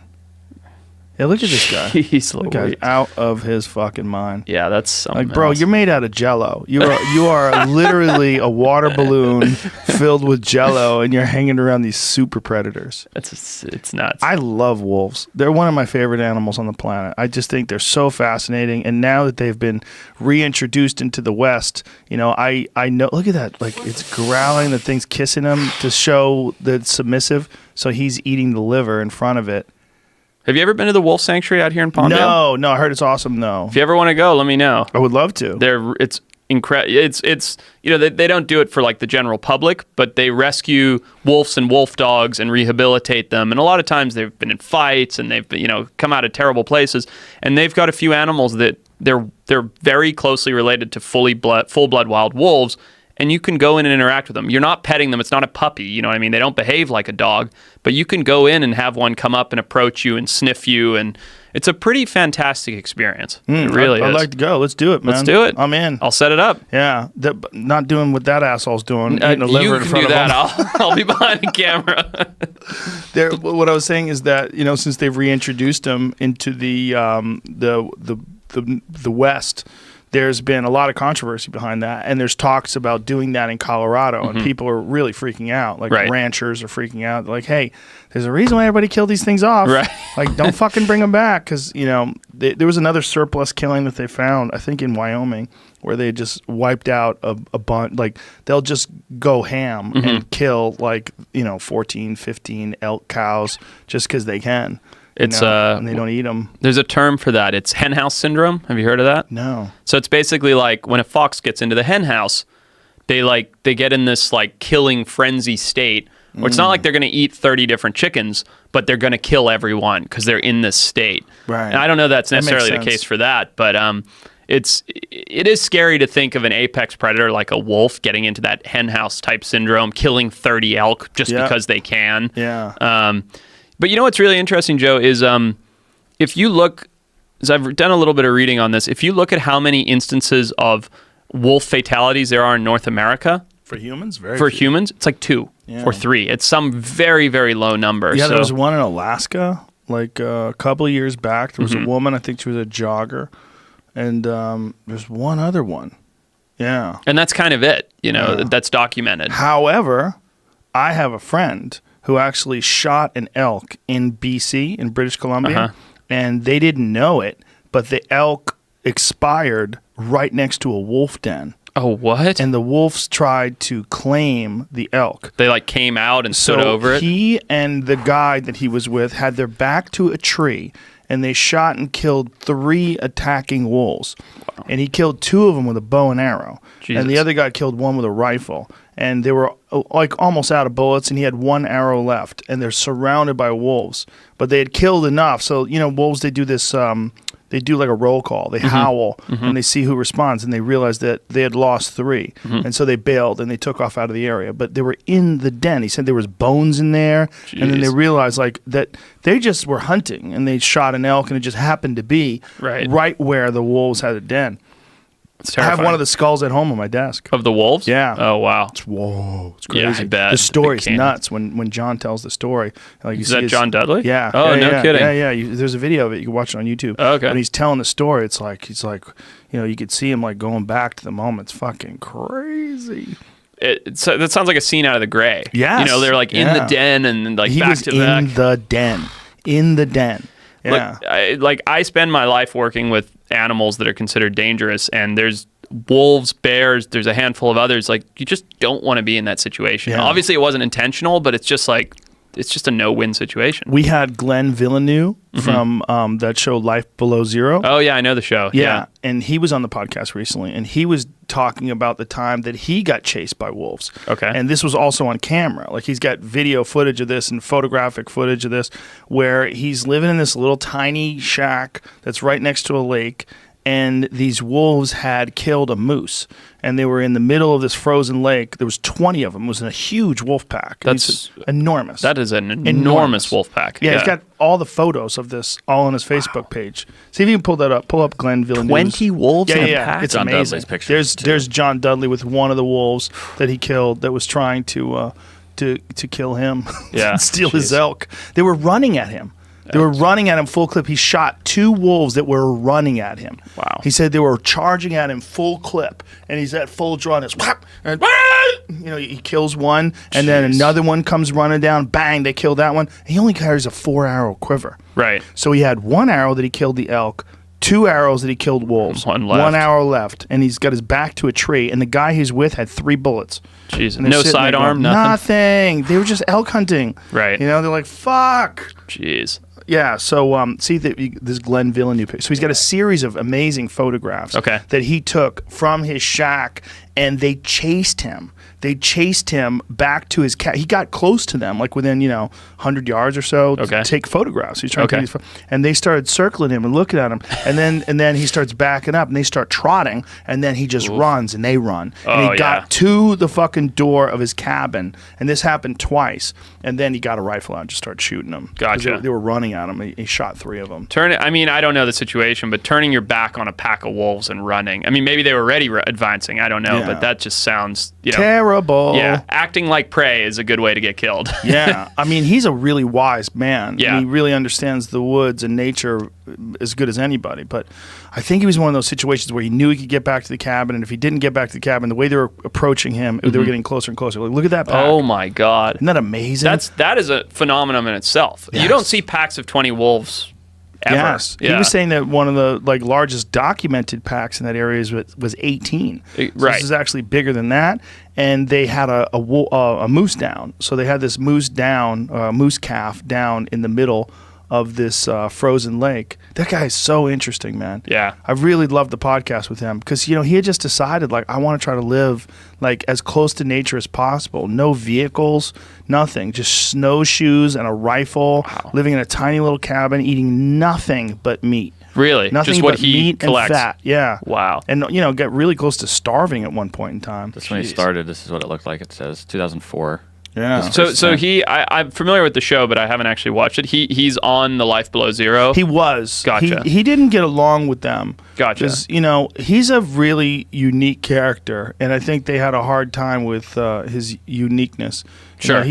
He's out of all those people on that show, he's living the weirdest life. Right. Because all the other ones are like, they have sled dogs, and they gather salmon for their dogs with one of those salmon wheels, and then they have a cabin, and they have a fire in the cabin, and then they're living and they're eating dinner on plates and shit like that. Not him, man. He's living in this one little shack that he built himself. Everything he's eating is food that he shot and killed walking around. Wow. He stole a caribou from a wolf. What? A wolf killed a caribou, and he ran up and stole it because he was starving. I mean, it's like amazing. The guy's living as close to wild as you could possibly get, other than the fact that he has bullets and a gun but even he starts fires. He wasn't using matches to start fires because he could run out of matches. That's unbelievable. So he's using like flint and steel and shit. Like, what? Yeah. What's his motivation? Why does he just want to be closer to nature? Yep. Like, that's it? Yeah. You should listen to it if you get a chance. He's a really unique person, and just that he doesn't have he has an outhouse today. He doesn't have a toilet. He doesn't have running water today in Fairbanks. So so he's got a plot of land in Fairbanks. He built a house there, and he doesn't have plumbing. He's like, that's too much work. You gotta, he just goes outside and it's 50 below outside. He's shitting in a hole in the ground. Like, I have so much respect for that. I mean, I'll do it for 2, 3, 4 weeks at a time on an excursion. I'm very happy to get back to a bed and a shower, and man. that's a whole nother level. I've never gone more than 7 days. Yeah, I've done these 7-day hunts, like the one where I got this mule deer right here was with my friend Steve Ranella, but he introduced us to hunting, and this was in Montana, and it was October, and it got down to like 9 degrees outside, and we're sleeping in these tents, and it was wonderful. I mean, it was a fantastic experience. It really opened my eyes to real wild and wilderness and what it's like to hunt, and then at the end of this week we went back to Billings and we got a hotel room and I got a shower and I was like, oh my god, a hot shower after a week in the woods, like yeah. I was with Brian Callen, and me and Callen was like, how goes that shower? Like, oh my god, it's not what you think. Thing ever. It's the most amazing shower ever. You don't appreciate showers because you get in them all the time. No. Especially in California, because it doesn't get 9 degrees here. Right. So being outside, freezing your ass off, but also having the reward of like actually shooting a deer, and then we ate a lot of it that night, and we were cooking it over the fire, and then the whole trip was done on the Missouri Breaks. So we're on the Missouri River, and so we took the river 40 miles. Oh wow, canoes? Yeah, canoes, and and we had all our cargo and all our shit in there, and we're rowing, and so just a long ass journey. It was pretty intense. Yeah, and to go back to civilization after that, it's like you appreciate civilization because most of the time you don't appreciate it. Like it was a janky little hotel in Billings, but to me it was like a palace. Totally. It's like, look at this walls. bed. Yeah. Look at this blanket. Oh, luxury. A television. Well, I don't mind if I do. I know the feeling. Yeah. I'm on your page for that. I like returning and like decompressing, and then for me, it's like within a couple of weeks, I'm like, all right, ready to go for the next one. I go back to not appreciating the comforts of home, and I'm like ready to go again. Well, you've probably developed like a taste for both things, right? For sure. Yeah, for sure. That's cool though. Like you're experiencing so many different facets of life on Earth. Like you're going to all these different environments and ecosystems. You're in the water, you're on the land, you're in jungles, you're on islands. Like you're living, man. You're fucking living. Thanks, it's man. very cool. I admire it. But it comes, like your buddy, who got the diseases from the Congo. It comes with its costs. Like, we were in Borneo this year, and we were at a research station in the middle of the jungle, and I don't know enough about bee ecology, but it was like bee season. And I mean, you should see some of our videos on Instagram. It's like, I'm talking about covered head to toe in bees. We were taking like 40 to 50 stings on average per day per person, and it's just so miserable. 40 to 50 a day? There's 8 hours in a day. Yeah. So you're literally taking stings all day long. Well, no, it's worse than that because we were only at the station in the morning or evenings, right, before waking up or going to bed. The rest of the time we're out in the field not taking stings. So you're taking like 25 when you wake up and like 25 before you go to bed. Oh my God. It's like, ow. It's just I'm saying so there's 8 hours in miserable. a day as if a day is a work day. That's hilarious. Right. So when you're doing this, is there a way to prevent it? Is there can you use like a repellent or nothing worked? We like put like scarves over our heads and and that's these just are one bees, instant. not hornets, right? These so are every time they bees. sting you, they die. Yes, but then when we were on getting that caiman, we encountered hornets that put my cameraman into anaphylactic shock. They were so bad. Oh, great. Yeah, so it comes with its costs, which I think my point was it makes you appreciate the comfort so much more when you get back. See that tarantula hawk in that little glass vial? I did. Yeah. I was picking it up right before you walked in. My buddy Maynard sent me that. Yeah? Yeah, it's from his farm. Yeah, he's got it from Arizona, man. Yeah. That's from his, he owns a vineyard, and he's got a farm in Arizona, and he was telling me about these things, and he got a dead one, sent it to me. They're super cool. Look at the size of that fucker. It's a bird. And they come out of holes in the ground, hunt tarantulas. Like, you know their story, right? Yeah. Well, tell everybody. Yeah, so, I mean, the tarantula hawk, it's a parasitic wasp, right? So it comes out, it hunts for tarantulas. It lays its eggs, I believe, in the abdomen of the tarantula, and then the eggs hatch and explode out of the tarantula, and that's the life cycle. Nature, you cruel bitch. Right? You beautiful, fantastic, complicated, cruel bitch. It's insane. Oh my God. I'm sure you've seen the video of those hornets that visit this beehive. They visit a honeybee hive and just start, these Japanese hornets, and they just start chopping off the heads off the bees. No way. I don't know about this. You don't know about this? No. I can't believe I'm telling you about animals. Teach me, Joe. Oh my goodness. There's a certain species of hornets that flies into honeybees. I think it's Japanese hornets. They fly into these hives of honeybees and just decimate the honeybees. They cut their heads off with their mandibles, like chomp, chomp, chomp, and they're so much bigger. So they fly in, and there's this slow motion video of these enormous hornets flying in and decapitating thousands and thousands of honeybees.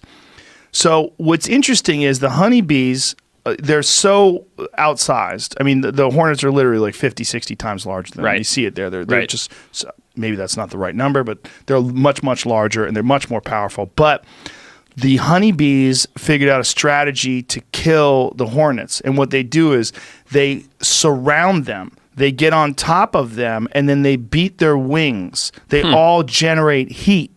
And then they kill the hornets with the heat of their body. That's unbelievable. Unbelievable. Yeah. So here's this thing that's decapitating everyone in your little village, right? And so you have to jump on top of it and flex. And heat it up, right? Heat it up. Yeah. But the fact that they were able to devise this strategy, see, look how they do it, man. They just grab a hold of these bees and just decapitate them. It's unbelievable. They have these horrific faces, right? These giant mandibles. Yeah, I can see that. And they just swarm in, and they just, look at them, they're just chopping these fucking honeybees apart. You said it, nature, you cruel, beautiful bitch. Like, cruel, beautiful bitch. So 30 hornets versus 30,000 bees. Do you know why the hornets are doing this? Are they getting honey? Probably want the larva. The larva, yeah. Yeah, they probably want the larva, or they want the honey. They want something. But look at all these dead fucking bees with no heads.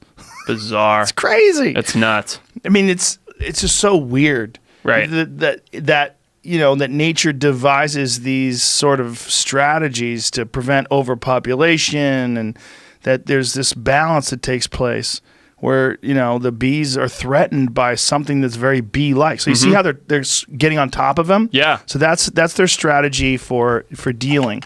They all get on top of him. See, you see a bunch of them now, and he's trying to get away, but he can't fly away. And so then they swarm, and then they eventually kill him. So you think that actually like cooks the wasp? Something, it overheats their body, and look how many of them are on there. Yeah. There's something that it does where it overheats their body. Wow. I mean, look at the size of the size comparison.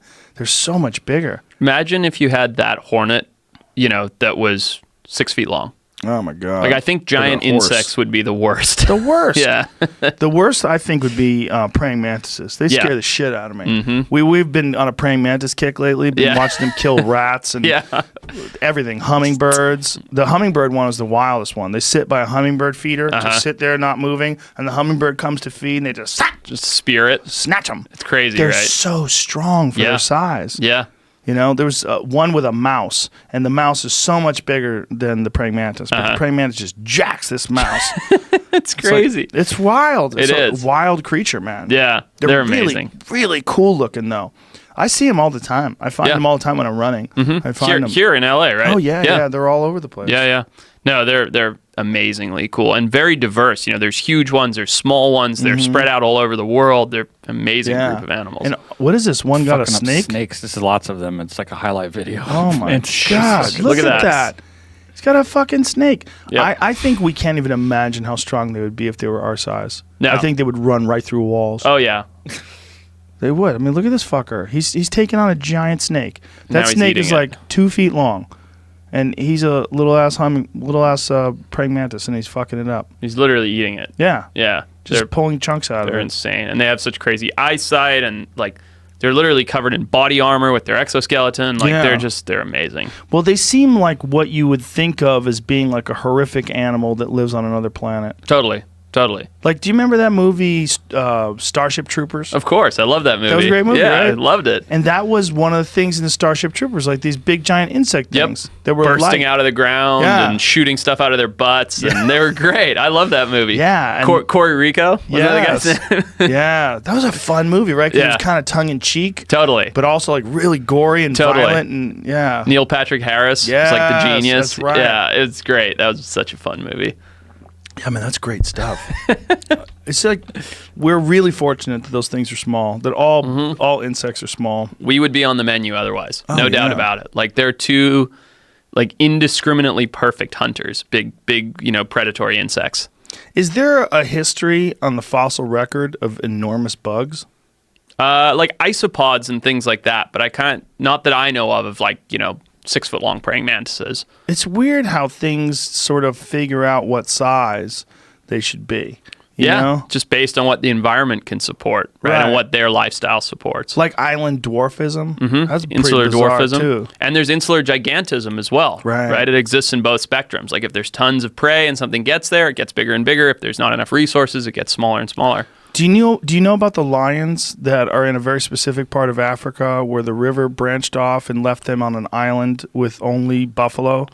We discussed this last Yes. time. I don't know if it was on the podcast or in the back there, but that's how I learned more about it chatting with you last time. I remember we looked it up. There's a great documentary for people who don't know about. It's called Relentless Enemies.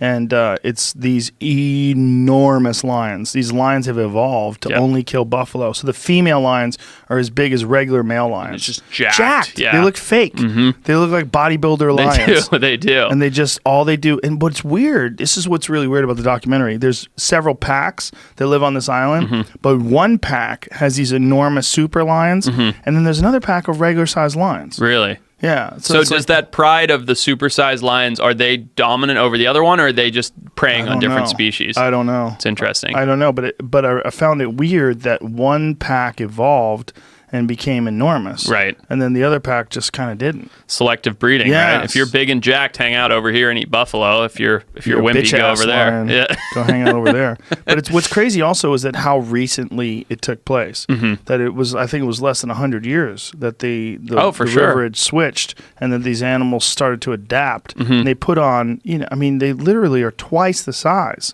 of a normal female lion. It's crazy. And it's huge. But also, they're only eating buffalo. Right. I bet if you ate water buffalo every day, you just get jacked by default. I'd look like The Rock. Yeah, you would, bro. You should do it. It's carnivore month coming in July. I think those things often rise and fall, and we're in a state where we understand it. What I mean by that is, so the river changes. You've got nothing but lions and buffalo. Lions get bigger and bigger and bigger. Eventually, they get to the point where they wipe out all the buffalo because it's not sustainable. Then the lions collapse. So what's cool is that we can actually see that in action, right? Over our lifespan, we can see this generational change in the lions. It might not collapse. It could last tens of thousands of years, but it's interesting that you can actually see it taking place. It's evolution in action, basically. Yeah.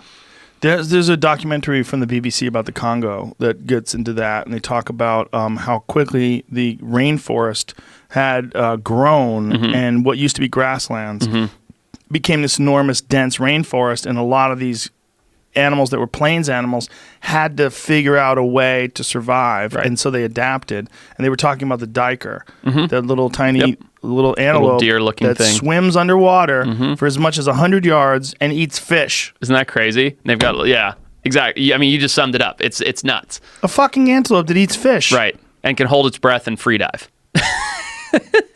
God, nature's crazy. Nature is metal. Have you always been fascinated by nature? I mean, you obviously are now, but what a perfect career you have. Yeah, I mean, I feel like I have the perfect job, and I have. From when I was a little kid, so growing up in Zimbabwe, my family owned safari businesses. That was what we did. But when you're a little kid in the bush in Zimbabwe, you can't just go out running around, so you're kind of stuck in camp. So I'd be the one flipping over logs and grabbing earthworms and catching snakes. And the way you just said can't, I heard South Africa. There you go. It's the hard every A's. Every now and then it pops out. Yep, it's the hard A's. You mostly blend in. I try. But yeah, no, I started young and it's just been my driving force since I was a little kid. That's so cool. Yeah. Well, it's such an amazing subject, and there's so much to look at. You will never run out of things to study. Never. I mean, and you never stop learning. Like today, right. I learned about the wasps and the bees. Like I consider myself pretty well read in the field of wildlife. That's all new to me. I'm going to go home. I'm going to Google it. It's just so fantastic. It never ends. Do you know about the bees in Nepal that make psychedelic honey? I do. Yeah, I do. Wild. And how they harvest that honey? Yes. Yeah. Dude, pull up like some videos or some images of that, because these guys are risking their lives to trip balls on this crazy honey. Yeah. What are they, what's the pollen that they're getting it from? What are they getting it that's I don't causing know. it to be psychedelic? All I know is what you just said, which is it's the pollen that they're creating the honey out of that is making it psychedelic, but I don't know what it is. I want to trip balls on that honey. There you go. Can you imagine? Go lick some honey off a cliff in Nepal and see what happens. It must be really good. I mean, if you can get honey other places, but this honey makes you trip, I wonder what the actual psychoactive substance in the honey is. No idea. I've never even looked into it. Yeah. What does it say, Jamie? But these guys, they've apparently decided it's worth rappelling down the side of these mountains because it grows off the side of cliffs. Yeah, it looks like big shelf fungus. It grows out horizontally off these vertical cliffs. Yeah, and as these guys are harvesting it, right, they're hanging on ropes from cliffs, getting lit up by bees, and then popping psychedelic honey in their mouth. So it's worth it, man. Do do do do do do do do do.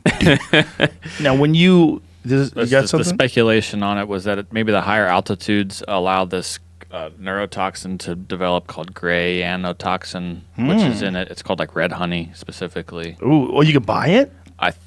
It does. It says the potency diminishes over time, so it might not last that long. You got to get it fresh. Right, yeah. Interesting. White rhododendrons have...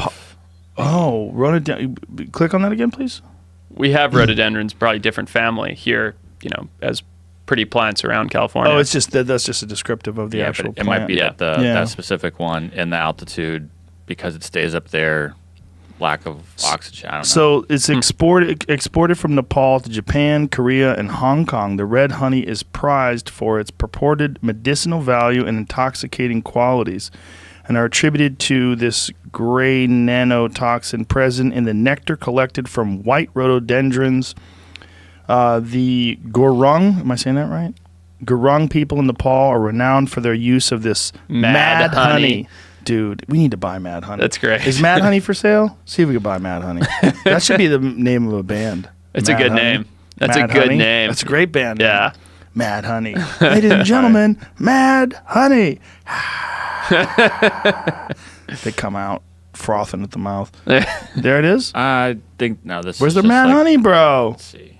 Come on. Mad honey safe. I don't want to know if it's safe. I just want to know if I can get it. I'll take a chance. Buy mad honey. Here we go. Come on, baby. Amazon. What do you got? They're madhoney.net. Oh, here you madhoney.net. Here you go. There it Nepal is. Honey. Mad honey from Nepal. Order that shit, son. 115 grams for how much? It was like $40. It's up there yeah. on the top right. Strongest, most potent mad honey available. Done. Ooh! Look at that. Add to cart. Order it. All right. Here we go. Okay, we'll order some. We're going to get some mad honey. I like that. Now I'm very excited. I'm very excited we're not live, too, because that way you assholes out there can't just steal up all the mad honey. Because if we were live, we would never have a chance. They would scoop up all the mad honey. Yeah, that's true. Yeah, we're going to get some mad honey. I like Dude, that. I'm going to buy you a jug. I'm in. We're mixing it in coffee next time. What do you think it does to you? If you had to guess. Would you be willing to just sit here and do some mad honey and some tea? Something organic like that, I'm totally into it. Yeah. What do you? I don't get an know. Uber. Right? Exactly. Back to Santa Barbara. Yeah. It says it's a psychedelic, right? Yes. Yeah. So I wonder what kind. It says you have to be 18 to order it. I'm 18. It says their mad honey does contain the gray anotoxins, or otherwise it would just be regular honey, and it is laboratory tested to assure consistent quality, and it is safe and effective. It says. What does effective mean? It's not FDA tested, I wouldn't imagine. If it tastes good, is it effective? Right. Yeah, it tastes good. It's or does effective. it make you feel weird? Yeah. What are you saying? Does it make you trip? And how long does it last? And also, do you have to eat the entire jar of honey to feel anything? Right. It's like, what kind of dosage are we talking about? Anything else I should know? They have not been evaluated by the FDA. These statements have not been evaluated, intended for education and research purposes only. Of course. Dude, I'm all about education and research. There's some That's all it R&D says. going on in some honey over here. Yeah, but it's these parts of the world where people are willing to harvest things like that. Like, how did they figure that out? Who was the first guy that's like, you see that fucking beehive up there? Right. I'm going to get some of that honey, dude. Right. I'm going to Like- dangle off a cliff. Yeah. Like, good luck, my friend. I was saying this the other day to some buddies. Who was the first guy to figure out caviar? Who's the first guy to suck off a sturgeon and be like, this is delicious? You know? Good point. It's like, I are guess you they kidding probably me? just eat everything they can out Yeah. of a fish. Yeah. And if you catch a sturgeon, man, the whole village is eating. Yeah. I mean, You some know? of them 9-10 feet long. Dude, they are so big. My friends John and Jen, they live in Alberta, and they went sturgeon fishing, and they caught them and put them on their Instagram page. And you're looking at it like, that is a prehistoric dinosaur type Right. creature. That thing is enormous. Those big scales down the sides and down the Huge. back and the weird mouth and whiskers. They're bizarre. Yeah, there's something about the way you're looking at them. You're like, I don't feel like you should be catching that. Right. Looks too old. Yeah, it Yeah. looks like you should probably leave that thing alone. They think that might be one of the there's a lot of those North American things that they think are monsters, like Nessie. Like the Loch Ness monster. They Sure. also have like ones in Lake Michigan. What do they call it? Lake Champlain. They have a Lake Champlain one, and they think that it might be sturgeon. Oh, that interesting. These people are seeing because especially because people have a tendency to exaggerate. If you see a 10-foot sturgeon, you Right. would think it's a 20 50 foot long. feet long. Yeah, Like, oh my totally. God, it's a dinosaur. Totally. Yeah. Do you know that this is kind of interesting? They actually had documented bull sharks stuck in the Great Lakes. Yes, I'd heard about that. Pretty amazing. Yeah, that is nuts. Sharks swimming 1,000 miles from Louisiana up rivers and getting stuck in the Great Lakes. Well, they're one of the rare sharks that can breathe fresh water, right? Catadromous. Yeah, so That's they go. what it is? Yeah, in and out of fresh water. They go through osmoregulation. They can get the salt out or in whatever they need, and then go into the rivers, spend time in the rivers, go back into the ocean to hunt. The inspiration for the movie Jaws was apparently bull sharks in New Jersey, a series of attacks in fresh water on Right. a river system. Right, but near an ocean, I believe. Right, like at a Yeah. river mouth. Yeah. Yeah, that was my understanding as Yeah, well. these people were going into the river, and these bull sharks were killing them, Right. like in a river. Yeah. Like, what? Nowhere is safe. Nowhere is safe. Well, they're really aggressive, right? Yeah, they have the highest testosterone of any species of shark, and so they're just Jacked up and and ready they're to like rock. they're just ready all the time. Like they're bullish, and their shoulders are kind of arched over, and their pecs are locked, and they look ready at any time to just snap. Yeah, they found them all the way up in like Illinois. Yeah, it's crazy. What the fuck? Like think of the temperature in Chicago right now. Oh, and a shark swims all the way up there, cold-blooded monster. Yeah. There's such. How do they get into the Great Lakes? Well, they used to go up the Mississippi River, but I think with all the locks that are there now in place, I think the idea was that they got stuck there when they were building the locks, and then they died out over time. When was the last known sighting of one? I think some. 2 years ago. Oh, there you go. And they find them. There's been one found in Iowa, Texas. Iowa. How the fuck is a shark getting to Iowa? Imagine, we lost Billy. He got bit by a shark. What was he, surfing? Right. No, he was in Iowa. Right. He was plowing corn and Like, got killed by a shark. Billy might be an asshole. In Ohio, they found them. Really? Yeah. Ohio? That's what it Sharks says on their in Wikipedia, Ohio. yeah. What? How do they get in Swimming Ohio? up the river. I mean, all those rivers are connected. Yeah. God damn, that's amazing. Right. Nature finds a way. Whenever I look at those videos of bears catching salmon as they're jumping up the river, like, what was the first salmon thinking when it decided, hey, I'm gonna go up these rocks, Right. back to the place where I was born, Right. and spawn there. Put a target on my back. Yeah. And then, this gigantic fucking bear waiting to catch me in the air. Right. Like those images of bears catching them with their mouths as the salmon are flying through the air, trying to Stunning. make it up the.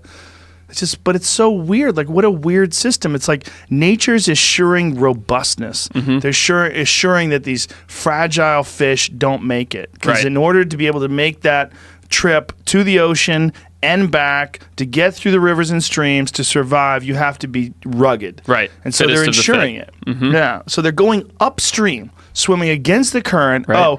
Oh, and by the way, here's a fucking 1,800-pound bear looking to eat you. It's amazing. It's crazy. It's so cool. But that is a viable system. This is the system that's been in place forever. Right. So strange. Right.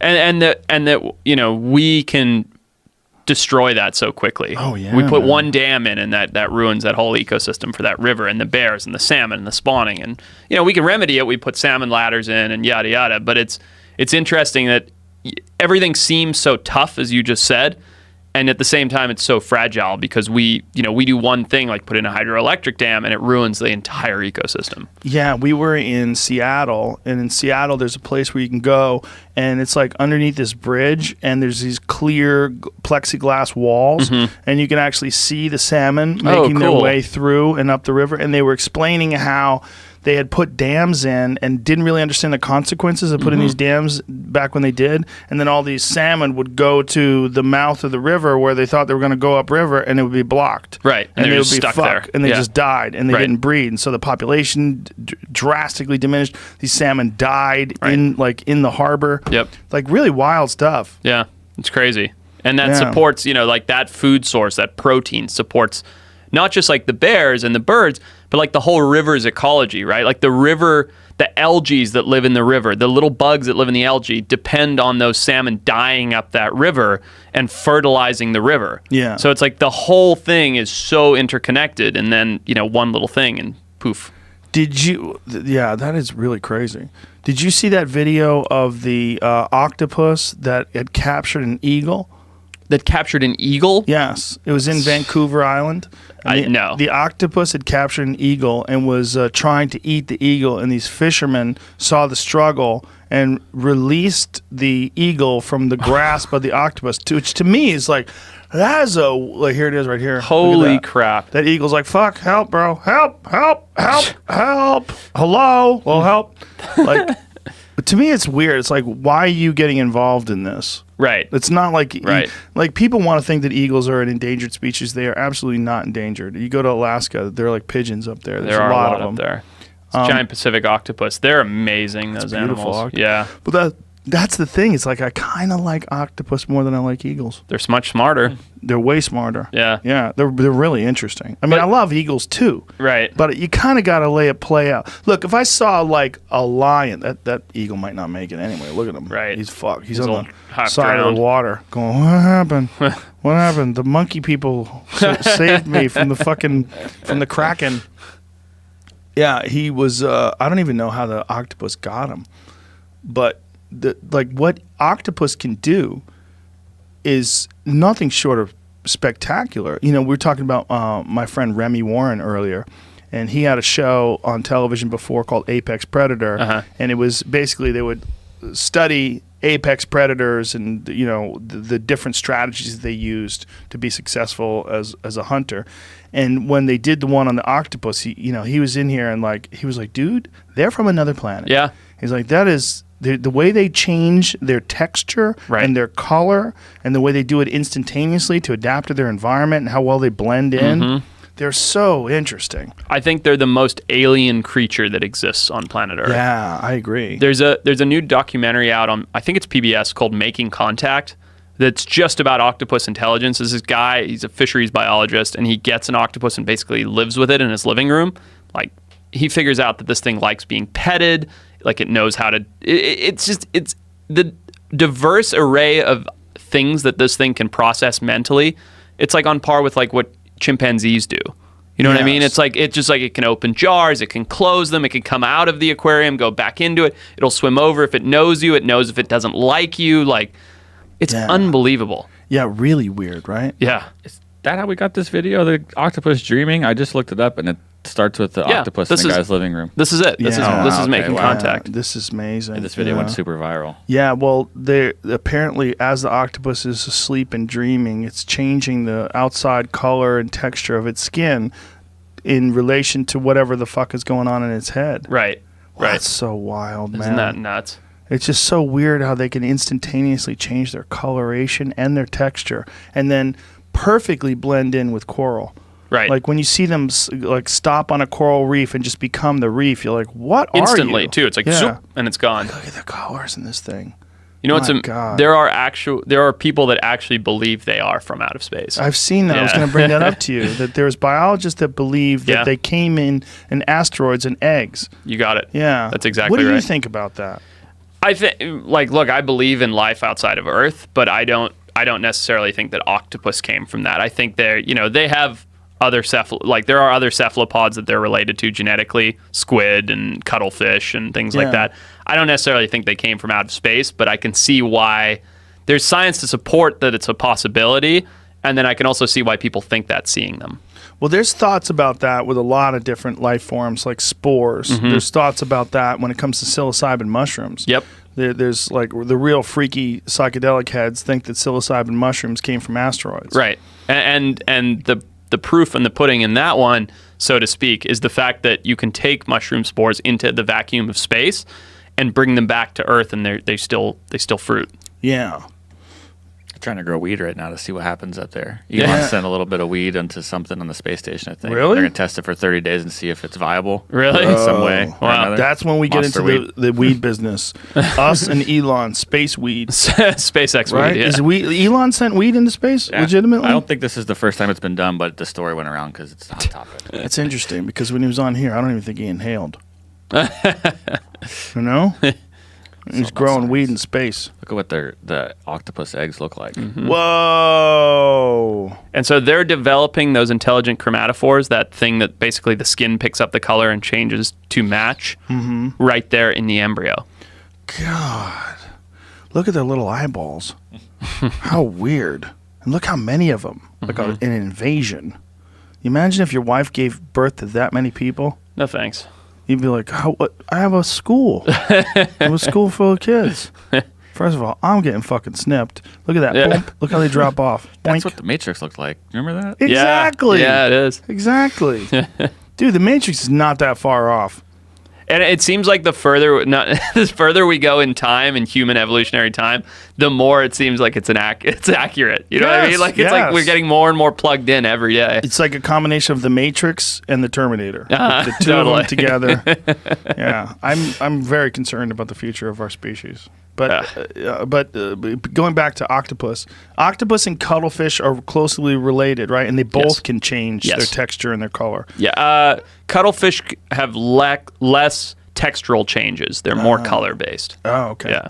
What was the one they did where they had them over a chessboard and it was trying to? You ever seen that where an octopus is trying to mimic a chessboard? That's cool. Yeah, it's really weird because it throws their system off because it's so many right angles and it's such the hard contrast. Yeah, the 1-0 contrast. So when you look at it, like this octopus, like trying to like figure out what to do. Yeah. Could you see actual like lines in his color? I don't remember. Yeah. I remember it being weird. It's a cuttlefish that they did. Is it a cuttlefish? Yeah. Yeah. Let's see if we can see it here. It's very strange. Just the pictures are good. Yeah, look at that. I mean, that's pretty good. Like, pretty fucking good. Yeah. Look, it's got white squares, man. Right. The goddamn thing's growing white squares. Started with the zebra stripes, and then I think it figured out the squares after a couple minutes. That's pretty impressive. I like the picture in the bottom right there where the guy looks like he's playing chess against the cuttlefish. Oh, never mind. I thought there was a cuttlefish on the... Yeah, just what a strange ability that these animals have... Unbelievable. ...figured out. I mean, it just... How the fuck did that evolve? I mean, they're devising strategies in order to be more effective predators while they're in the ocean and hide from other predators. Right. And they figured out a way to change the color and the texture of their skin. Like, how long did that take? Exactly. Millions of years. Yeah. It's an endless source of fascination. Like wildlife documentaries to me are just truly an endless source of fascination. You're preaching to the choir, but yeah, I think they're phenomenal. There's just so much we can learn, and it's like, it's more than just what we learned. Oh, that's cool. That's a nice fact about an octopus. But, we took how we shape jets off of the shape of birds. We've taken so much inspiration from nature into our everyday lives. Look at this. Look at this. Squid skin. squid skin. Yeah, So squid are oh my god, Crazy looking. it's like a television. Yeah. Like the pixels on a television. I didn't know squid could do that too. Mm-hmm. Whoa, this is so weird. Look Oh at my that. god, they're so strange. Such a strange animal. Well, the ocean is so bizarre in and of itself. There's just so many weird creatures in the ocean. It's such an alien environment to us as terrestrial mammals. Do you remember when the tsunami hit Thailand and then there was all these animals that they were finding that they had never really seen before? Washed up on the shores. I remember that, yeah. Yeah, and they were documenting them. There was a whole website dedicated to tsunami deep sea creatures. Oh, I didn't know that. Yeah, but, it was really crazy. Like some of these things that are living, a fucking mile down under the earth, and you're like, what are you? And they I forget what the number was, but they got like 30 or 40 new species or something crazy like that, literally like combing through the streets of the cities where the tsunami had hit. God. Yeah. God. Is that a richer source of bioresources of the ocean of biodiversity, I should say, the ocean than Earth? Oh, there's more life in the ocean than on terrestrial land, for sure. Yeah. You mean, is there more diversity more in general? Weirdness. Yeah. Oh, yeah, there's way more. I guess it depends how you define weirdness, but like, look at an octopus, look at a cuttlefish, look at those deep sea creatures, crabs, and all the way into the marine mammals and all the way down to the tiny little insects or isopods that live in the ocean. I think the ocean creatures are very bizarre. How about those giant squid that they found on that oil tanker? When they had a camera down there. Yeah, and they saw that one come through. Giant squid with the crazy, like crab legs. Yep. You ever see that crab one? legs? Maybe not. Never see that one? With the crab legs? Is Dude. he walking along the bottom? No, it's got it looks like it has appendages. What? Like with joints. Yeah. No, haven't seen that. Oh one. my God. Oh, I'm going to show you something I'm else. learning a lot today. I like this. Crazy alien looking squid. What's up? I found the thing about those pictures that they've been gone around multiple times after tsunamis. Apparently, they don't have anything to do with the tsunami. They are real photographs of real strange sea creatures. They just didn't wash up on shore after tsunami. Huh. But what about the thing that you had saw? That's what I was They came heard. up in 2004 and 2011. The same photos.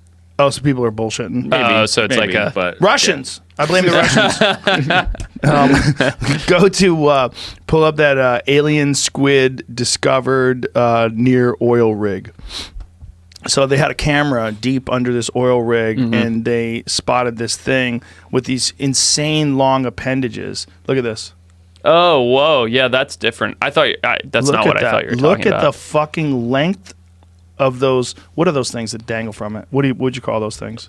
Tentacles? Legs? Tentacles, legs. What is it? But look at the legs on it. It's like an insect. Yeah, that's very bizarre. See how they have very obvious bends. Video courtesy of Shell Oil Company. Doing a good job for nature. Yeah, right. I see the deep. There's another one. Is that another image of it? Other thing. But look how weird it is. How it has clear bends. Like when you see that thing underwater floating around like that looks like an alien. Totally.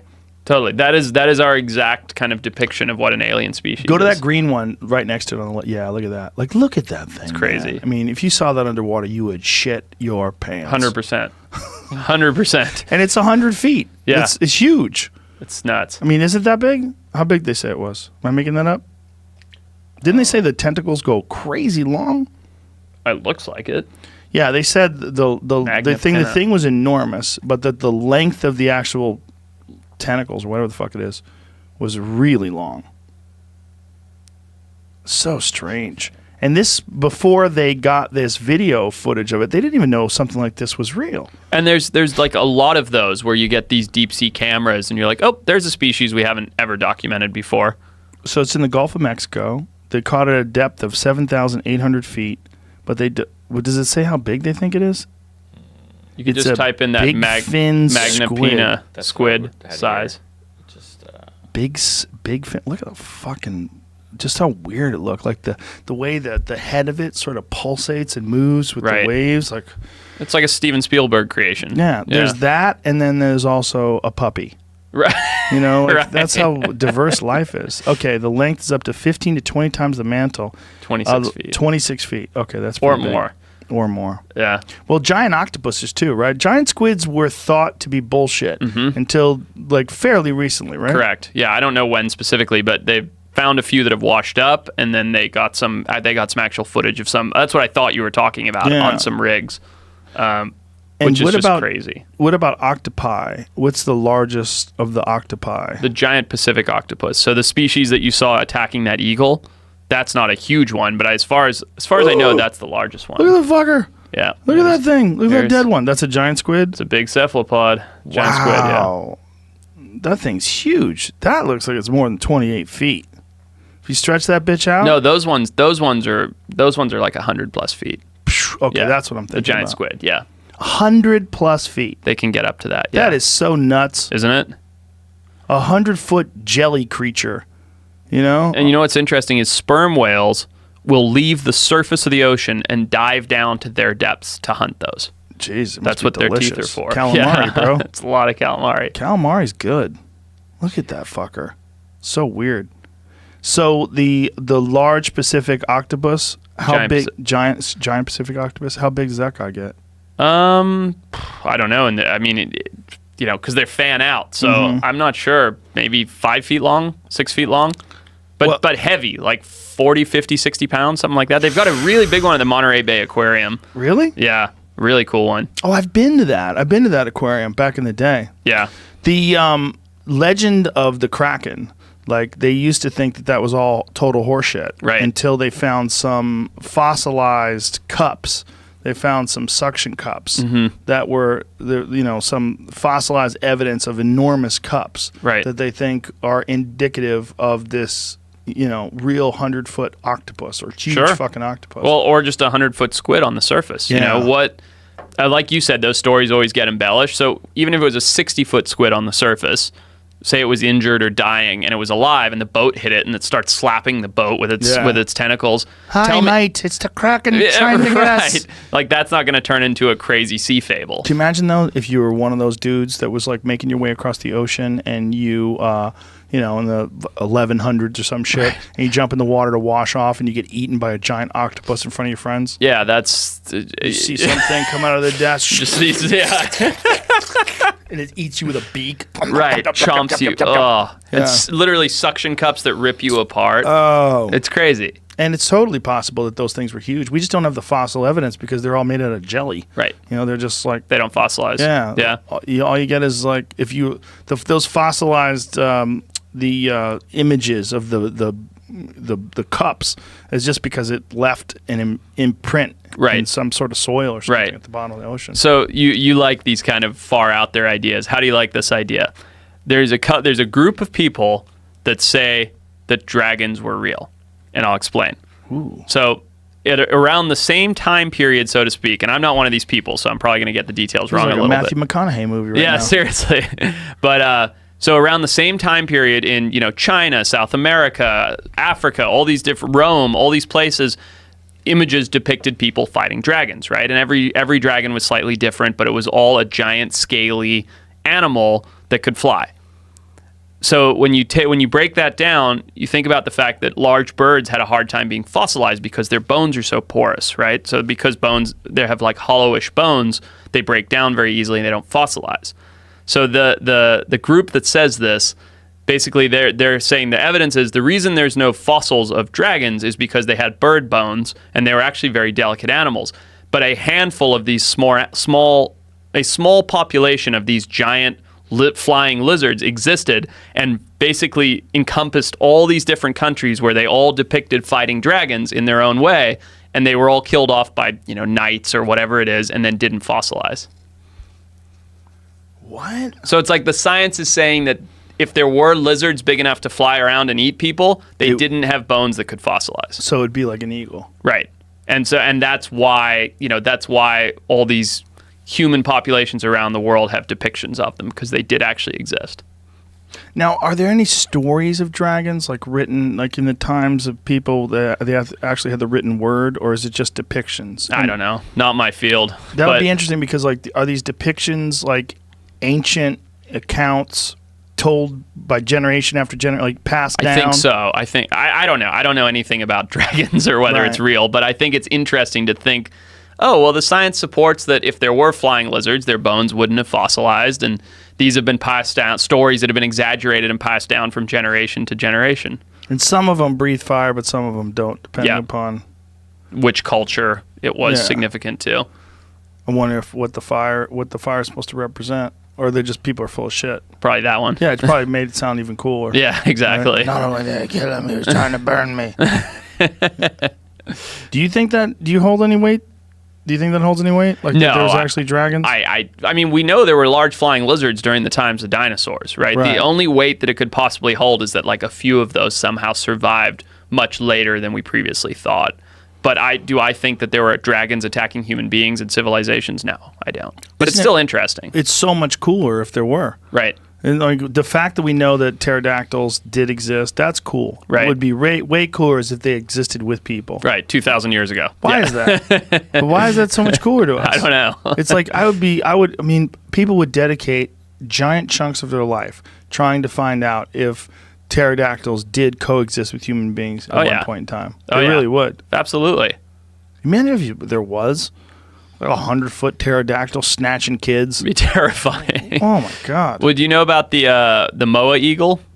Yeah. The Haast eagle. The Haast, exactly. Yeah. So I call it moa eagle because they used to attack moas. They weren't the that eagle. big. No, but they did supposedly snatch Maori children. Yeah. But when I Googled it, I remember I think the large ones were like 40 pounds or something like that. I don't think they were that big. Is that all it is? Yeah, like an eagle is really light. Right, but their wingspan is still enormous. Yeah, I mean they have incrable power. Like when you see an eagle snatch a salmon with its claws and fly away with this 10-pound salmon, right? And I mean that's insane. It is, because that salmon probably weighs more than it. Right. Like birds are weird, right? They sit on you like, oh, you're not very heavy. No, they don't weigh anything. And again, that goes back to that whole hollow bone type thing. Right. Yeah. That's why chickens are strange because they're fat. Yeah. They weigh a lot. Like you pick up a chicken, you're like, you fat fuck, you can't even fly. But bird, like a hawk, fairly light. Yeah. For what it is. Yeah. Yeah, I think was the biggest Haast eagle. How big was the Haast eagle? But they were hunted by people. Right. Because they posed a threat. Right? And because people hunted the moa to extinction, that giant bird that that the Haast eagle primarily preyed on. And so the twofold kind of made them collapse. Yeah. Large, gigantic, ancient things. 8.5. Let's see. Wingspan for a female is typically 8.5 feet, possibly up to 10 in a few cases. Why female? I'm trying to talk about That's just dudes, the first thing bro. I see. I want to know about the big dudes. Males 25 pounds, females 31 pounds. Oh, females are bigger. Yeah. Matriarchal Largest society. female could have been 36 pounds in mass. Yeah. But That's still not that big. But a 10-foot wingspan is pretty huge. Oh, huge.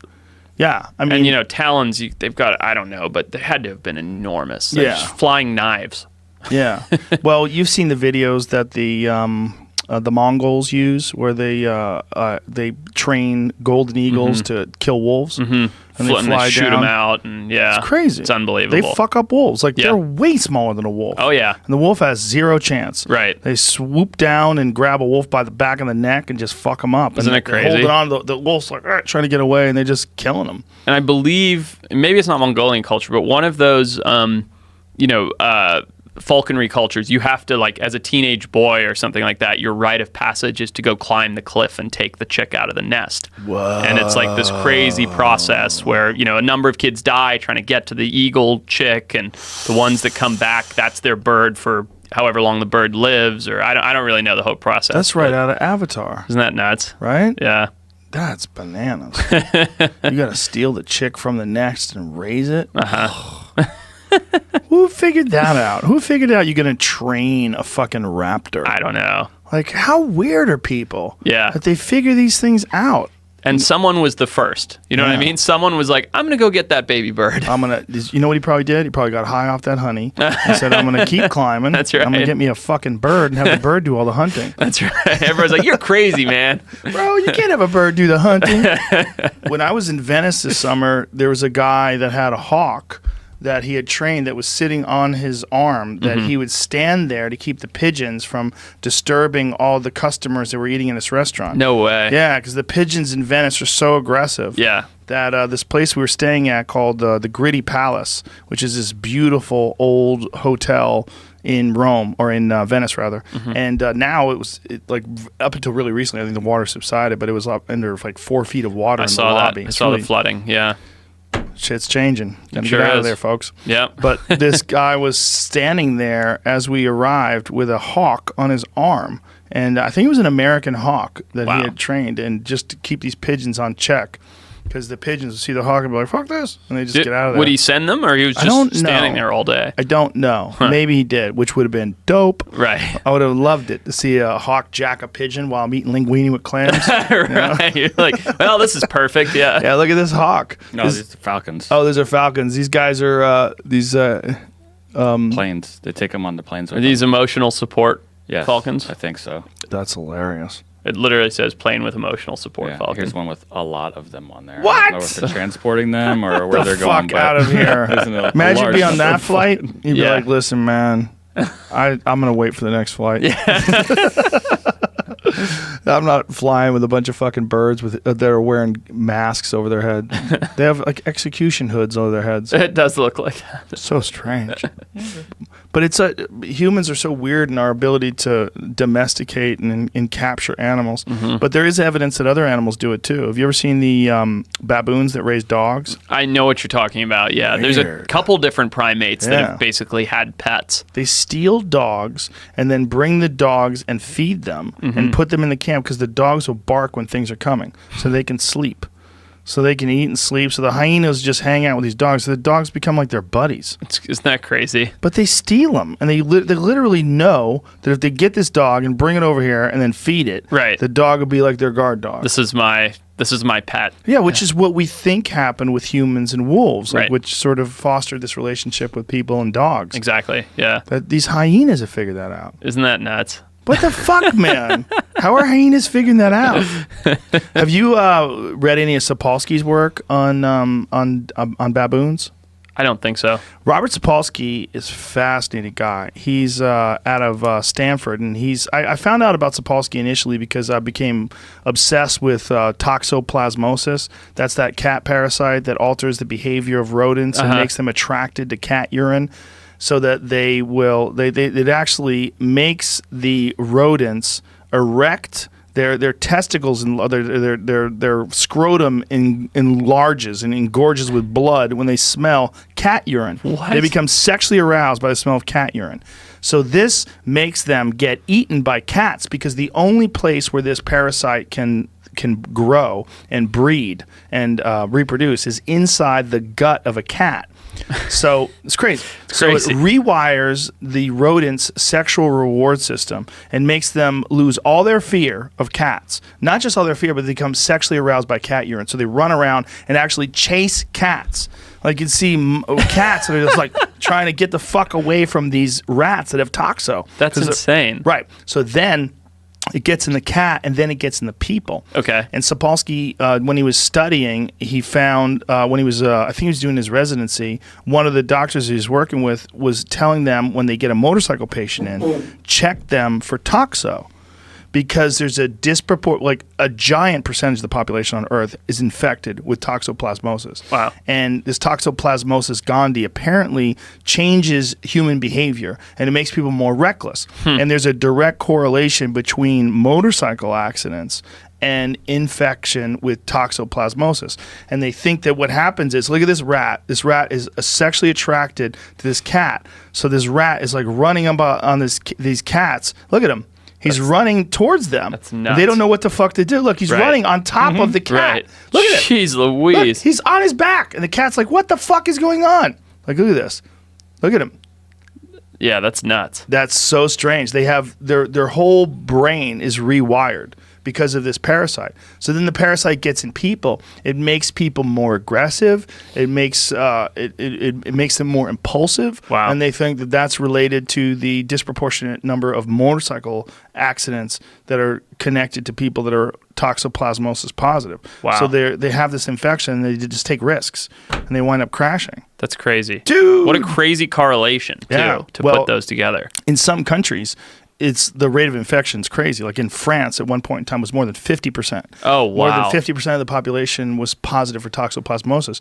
And they think that, I don't know what the number is now, but they think that in the United States, more than 50 million people. No way. Yes, more than 50 million people test positive for, And is it cat owners? Like, yes, cat owners or people live in rural populations where there's feral cats. Wow. And they step in the shit, and then the shit gets in their skin, or they eat something that has eaten this cat shit, or the cat shit infects the cows. Right. There's all sorts of different methods of infection, but the thing about it is it's not fatal. Right. But it does have these marked behavioral changes in human hosts. Wow. Massive changes in rodent hosts. Wow. Nothing to the cat. Right. Cat seems to have no noticeable change in dormant. Cat behavior. Yeah. But the gut of the cat is where they breed. Sure. It's nuts. They reproduce inside a cat's digestive system. Right. And the only way they get in there is by tricking a rat to try to go near a cat. To hump a cat. Yeah. What? Yeah. It's crazy. So Sapolsky did a bunch of work with baboons and these ruthless, vicious baboon tribes. And one of the things that they found was that these certain baboons started eating human food because they started eating at dumpster sites, and they got poisoned by poison food. Like the food was bad, or it was infected with a disease. Sure. And the alphas were the first to eat. Right. So these alphas died. And so the ruthless, vicious bully hyenas, or not hyenas. I said hyenas? You said hyenas. I meant baboons. baboons. You said that earlier too. But Did I say hyenas good. earlier? You're good. I got you. I blame the weed. It's goddamn weed. Baboons, sorry.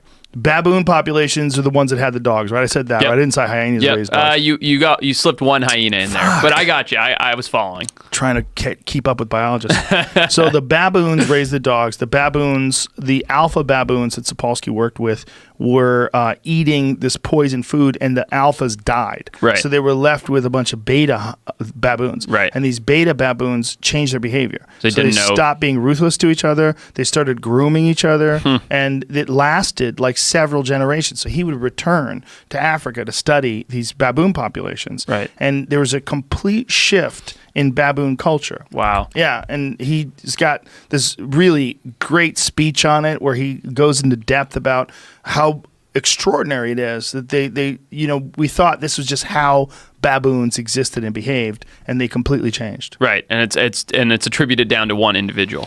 Well, it's attributed to several that died off because they were eating this poison food, and then the ones that remained were like the ones that used to getting bullied. Sure. And just say, let's just be cool to each other. Softer, yeah.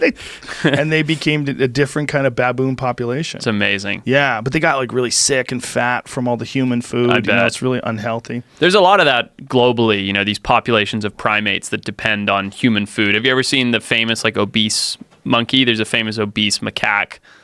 They put him in fat camp. They put him in monkey fat camp. No. He's pretty funny. What was he eating? Human garbage, basically. But there he is. Yep. Oh, it's that's literally real? on my page. Yeah. I've seen that picture. That's real? That's real. I forget his name. Oh but my God. He's so fat. Oh yeah. And look at the one behind him, super fat. Like they're just eating human trash and getting absolutely Well, it obese. looks like someone's feeding them because that human trash is cut up, cooked corn. That corn looks really...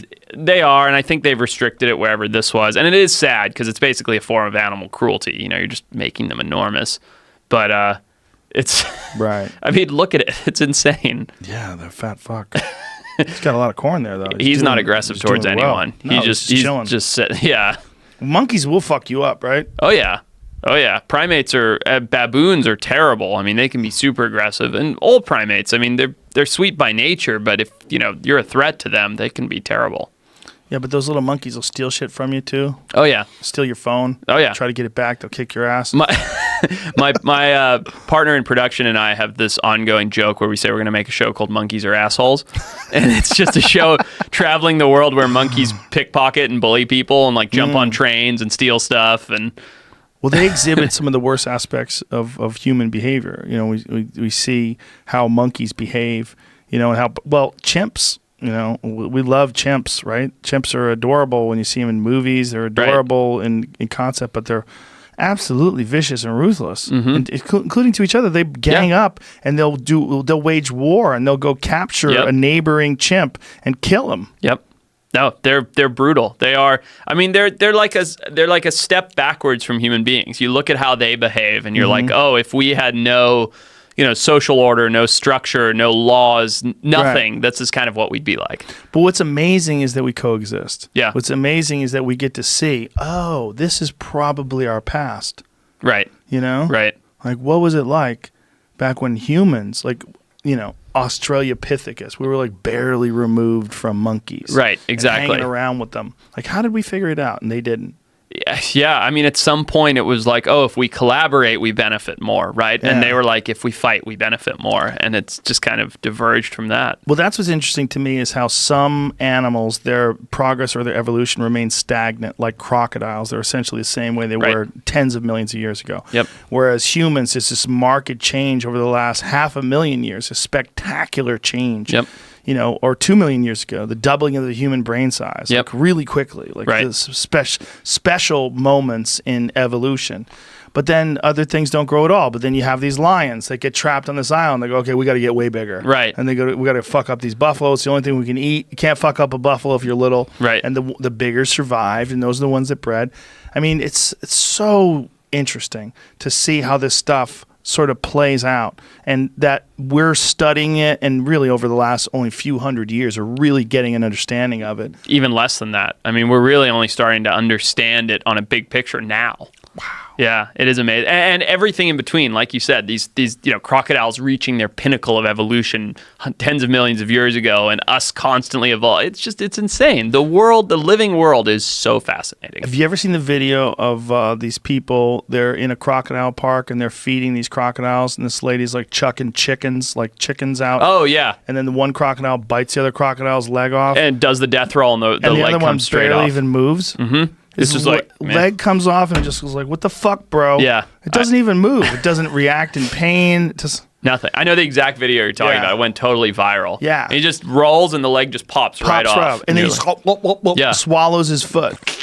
Swallows his buddy's foot. Like fucking A. It's nuts. It's absolutely nuts. That is a cleanup machine. Yeah. That's a 65 million year old cleanup machine. Yep. And they figured out, this is a great, it's like a hammer. Yeah. You know how to make a hammer, right? Right. There's no new hammers. Exactly right. Hammer's like, this is it. There's a stick, and then the end, there's a metal thing, and bang, bang, bang. It's a hammer. That's a hammer. And it's a perfect tool. Yeah, it's perfect. Yep. I mean, there's different size hammers. You got a caiman. Yep. And you got a Nile crocodile. Exactly right. That is a very good analogy. I'm going to use that the next time that someone asks me to explain that, because that's genius. This is a hammer.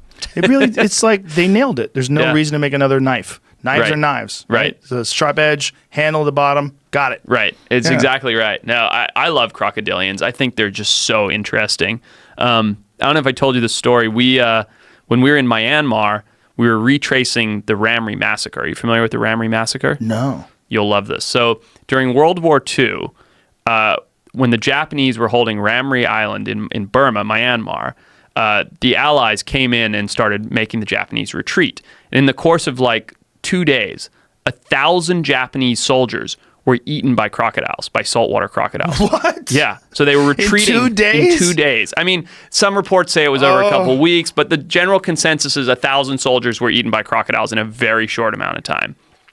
And it was this kind of perfect storm of situations where, because there were all these soldiers, they were eating all the prey. All the crocodiles were particularly hungry because of that. When the Allies pushed all the Japanese back into the swamps, they started screaming, and one scream would trigger all the others, all the crocodiles to get into a frenzy, and it just wiped out this entire populace of people that ran through the swamp. And so we went and retraced these steps to figure it out. We're like, why did this happen? To try and understand it better. And while we were there, this kid got attacked by a crocodile that was 100 years old. So probably the same animal that had eaten people during World War I, or one of them, right? And we saved this kid's life. Like, we got to the village and he had just been pulled out from this croc attack. His arm was broken in like 25 places. He was torn up. He had lacerations all over his leg, his ankle, his arm. And how'd you get him out of the crocodile's mouth? We didn't. So he fought off the crocodile, basically, and then the buddy he was with fishing pulled him into the boat and got him back to the village. What a savage that kid is. He Totally. fought off a fucking crocodile? And a big one. How did he do it? We don't know. We were so focused on saving the kid because myself and one other guy had medical training, so we were stopping the bleeding and bandaging him up, and we had the only speedboat because we had to get to this island, and this is very, very remote. So we got this kid on the speedboat and got him back to a hospital, and he lived. I think he lost the arm, but he was just going to bleed out and die right there in the village. 100-year-old crocodile. There probably was one of the crocodiles that ate the Japanese people during the ram raid massacre. Yeah. God damn.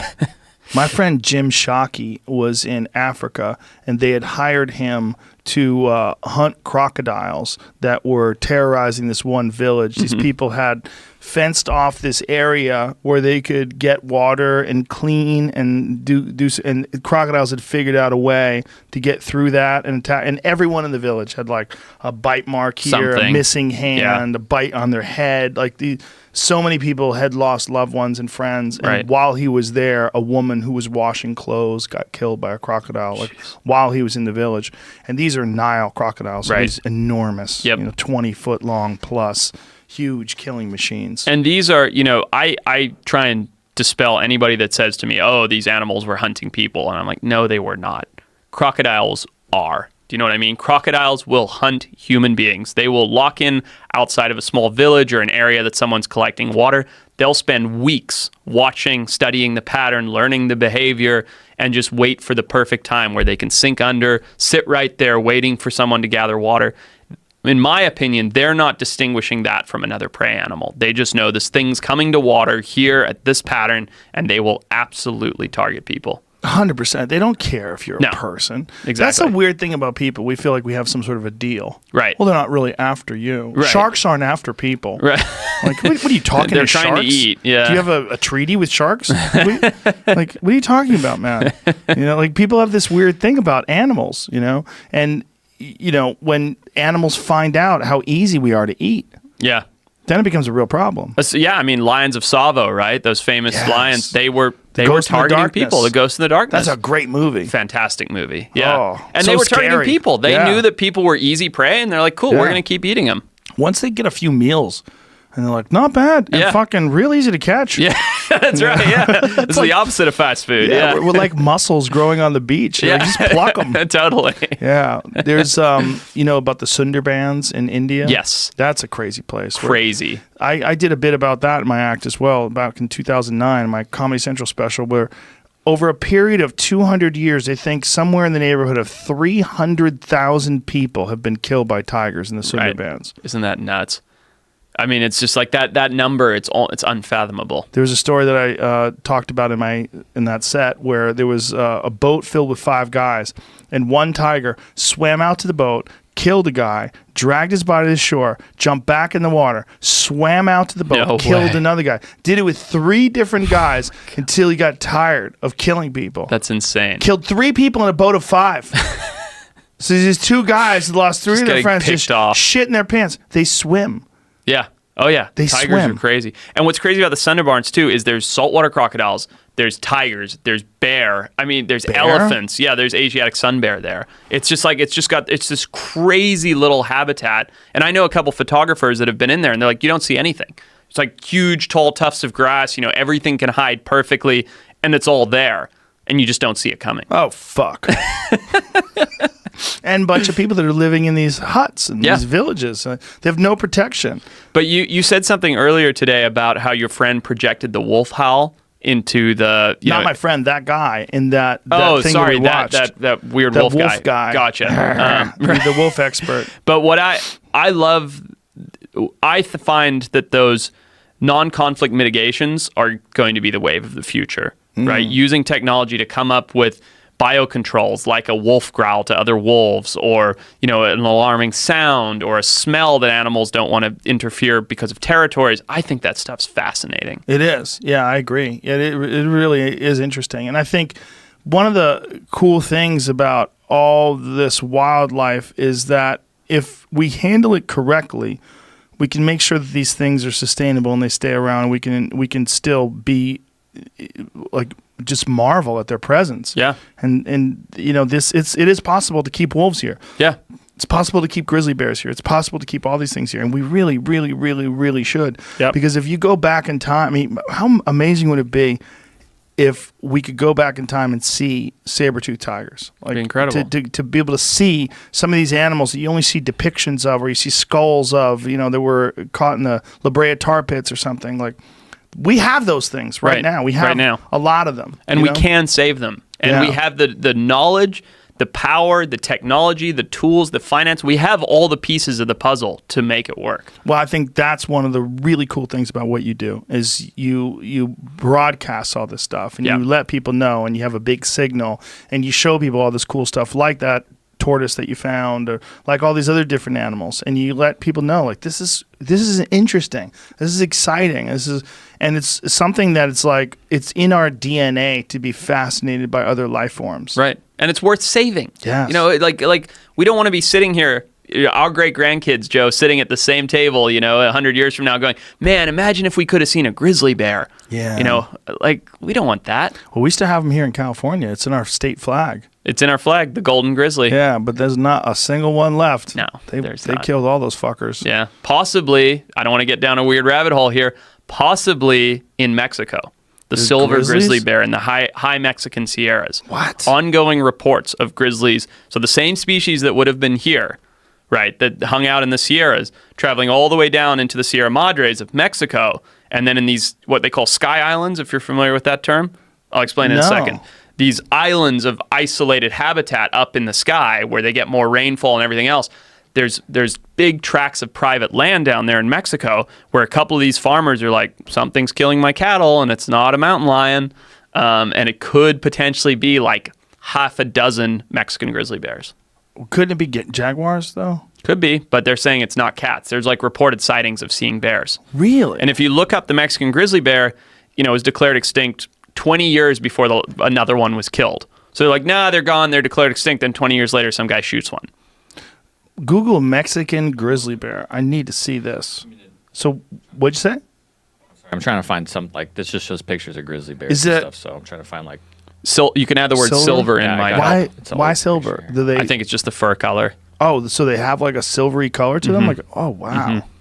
It's a black and white photo here, so it's hard to tell. What?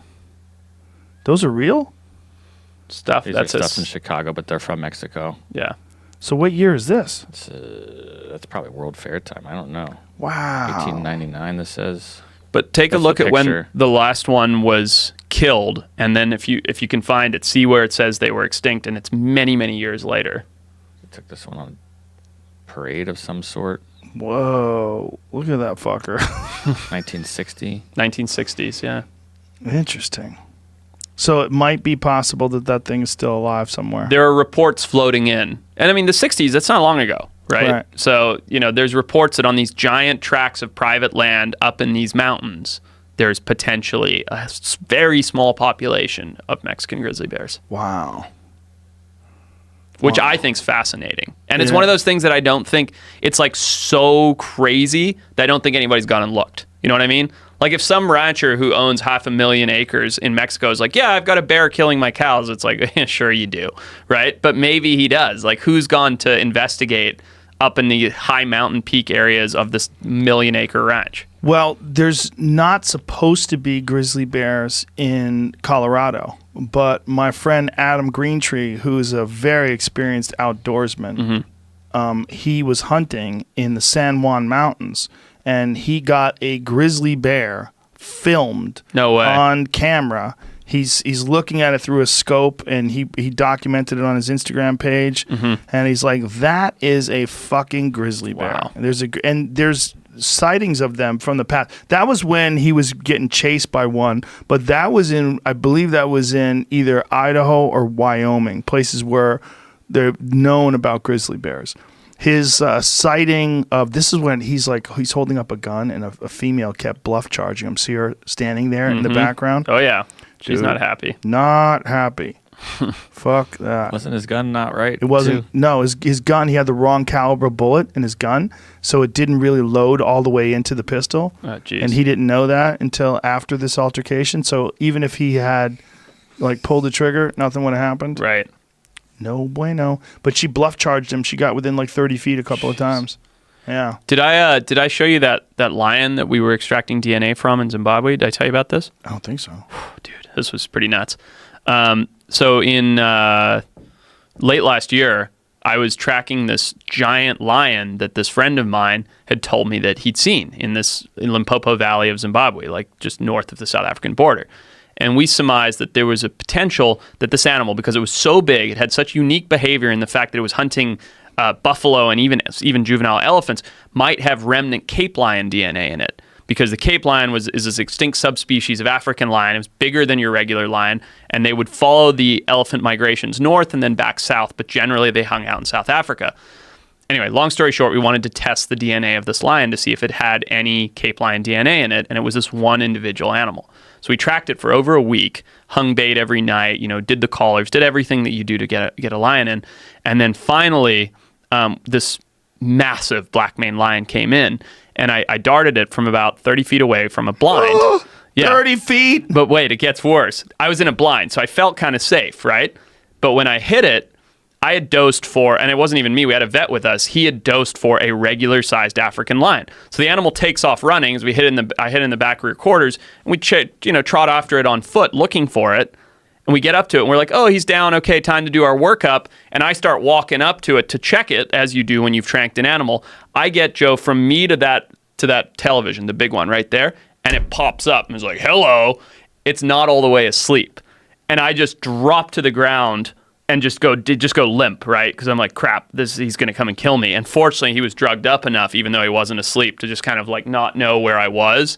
And like didn't really charge, but growled and came forward a step or two, and then kind of turned off and lay back down again. Then we got another trank into him, and he went to sleep.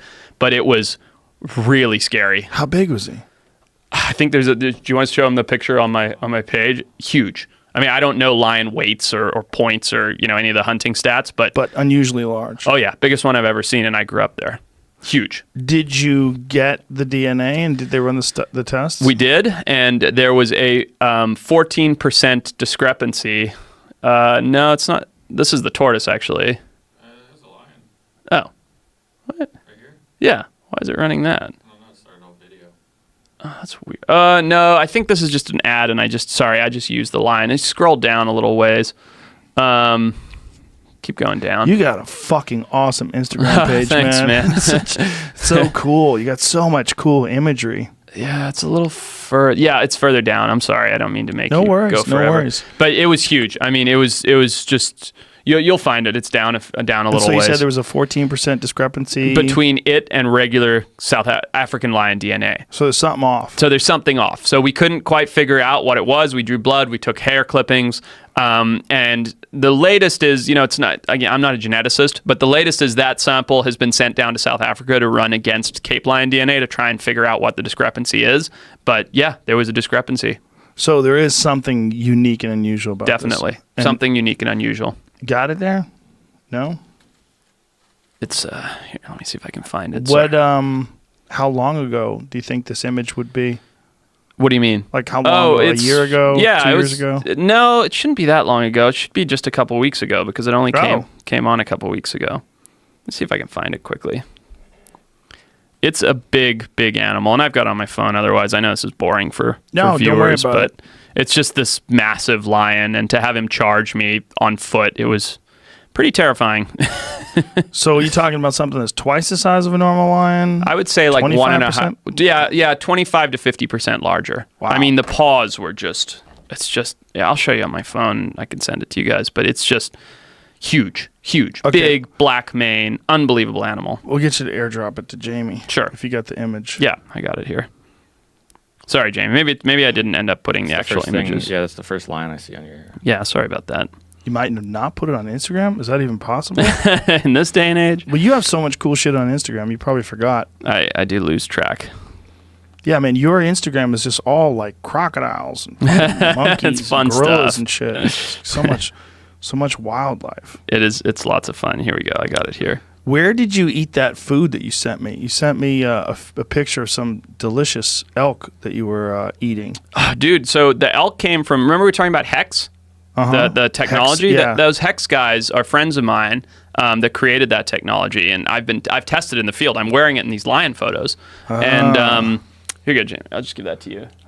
You can just airdrop it or email, whatever you like. Explain to people. Well, Hex, I actually use that when I hunt now too, particularly in Lanai. Yeah. It's so it's a screen that keeps animals from recognizing your magnetic signal. Right. Exactly right. You think that you 100% think that's real? I completely believe in it, especially for certain species, sharks, birds, things that are known to detect. For water. In the water, it's like almost 100%. Yeah. And you can measure it, right? Like you can get a meter that measures the body's electrical impulse, put Hex on and run your arm over it, and the meter doesn't move. Right. But what is the mechanism? Oh my god! Oh my god! So that's when he's tranked? Yeah. So that's it. So See, like see the dart awake? in his back? Oh my god! That's just a picture of a picture. But that's the time he pops up when we go to check on him. Oh my god, dude! He's so big. Huge. And there's some pictures you'll see in a second of him on the ground when we're doing the workup. Is that him right there? Yeah, we're putting a collar on him. Jesus, he's jacked. I mean, just a massive animal. Do you guys know how? Look at the size of his sack. Yeah, he's hung. Jesus. You guys know how old he is? We didn't actually look into that. I'm not sure. I'd be fascinated by that. Yeah. So, but this was crazy. But keep us informed on what that discrepancy turns out to be. Yeah, it's fascinating. You know, that work takes a long time and it travels around, but we've got the sample, which was the main objective. So there used to be a North American lion that was even larger than the African lion. Significantly. Yeah. Yeah, significantly. Crazy. Yeah. And that was not that long ago, right? Like within the last 15,000 years ago or something. Something like that. I believe it was definitely coexisted with human beings. Fuck. Yeah. We had lions. Yep. Huge ones. Yeah. And big plains game and everything else. Yeah. But oh shoot, so the stew. Anyway, the Hex guys gave me some elk, that they had got, and Hex is that technology that blocks the body's naturally occurring electrical energy. And they had given me some elk, and we were on that foraging trip where I brought those porcinis from for you. Yes. And we picked porcini and chanterelles, and we had cauliflower mushroom, and we just made this amazing stew. And I was like, Joe's the only person I know would appreciate this as much as I do.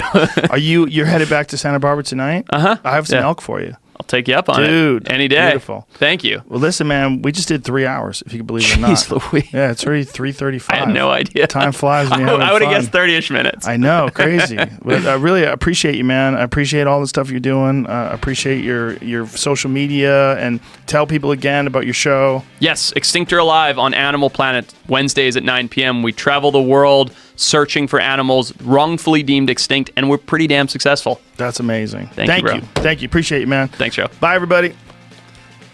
Man, I had no idea we could get through that. That's what happens when you're talking loud.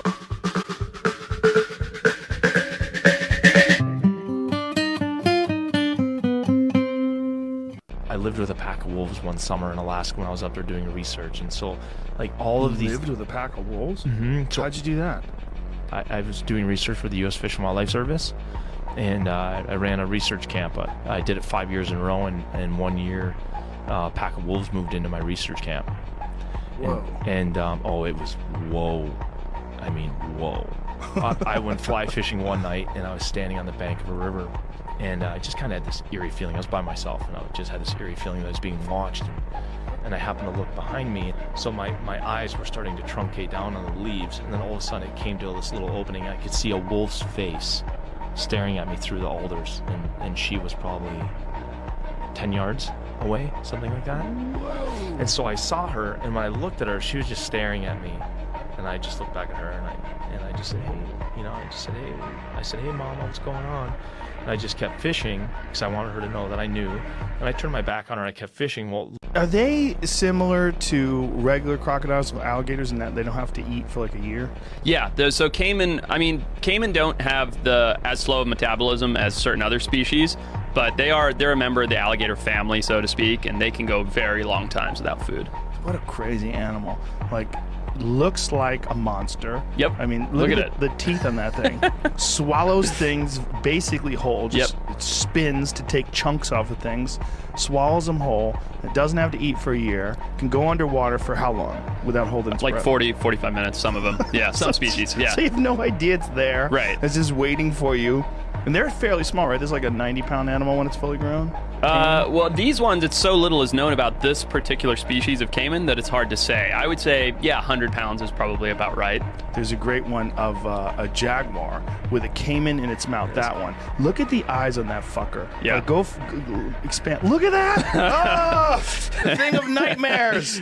What kind of tortoise is this? The Fernandina Island tortoise, big Galapagos tortoise on this crazy active volcano on far remote Galapagos. The species that the world had lost for 114 years was pretty great. If you do find, what if she's an old lady, she doesn't want to fuck, and you bring some male, and he's like, hey baby, and he's like 15, and she's 80, and she's like, come on. Fortunately, reptiles breed until they die, so Wow, really? so we should be good. And even more interesting than that is tortoises can retain viable sperm.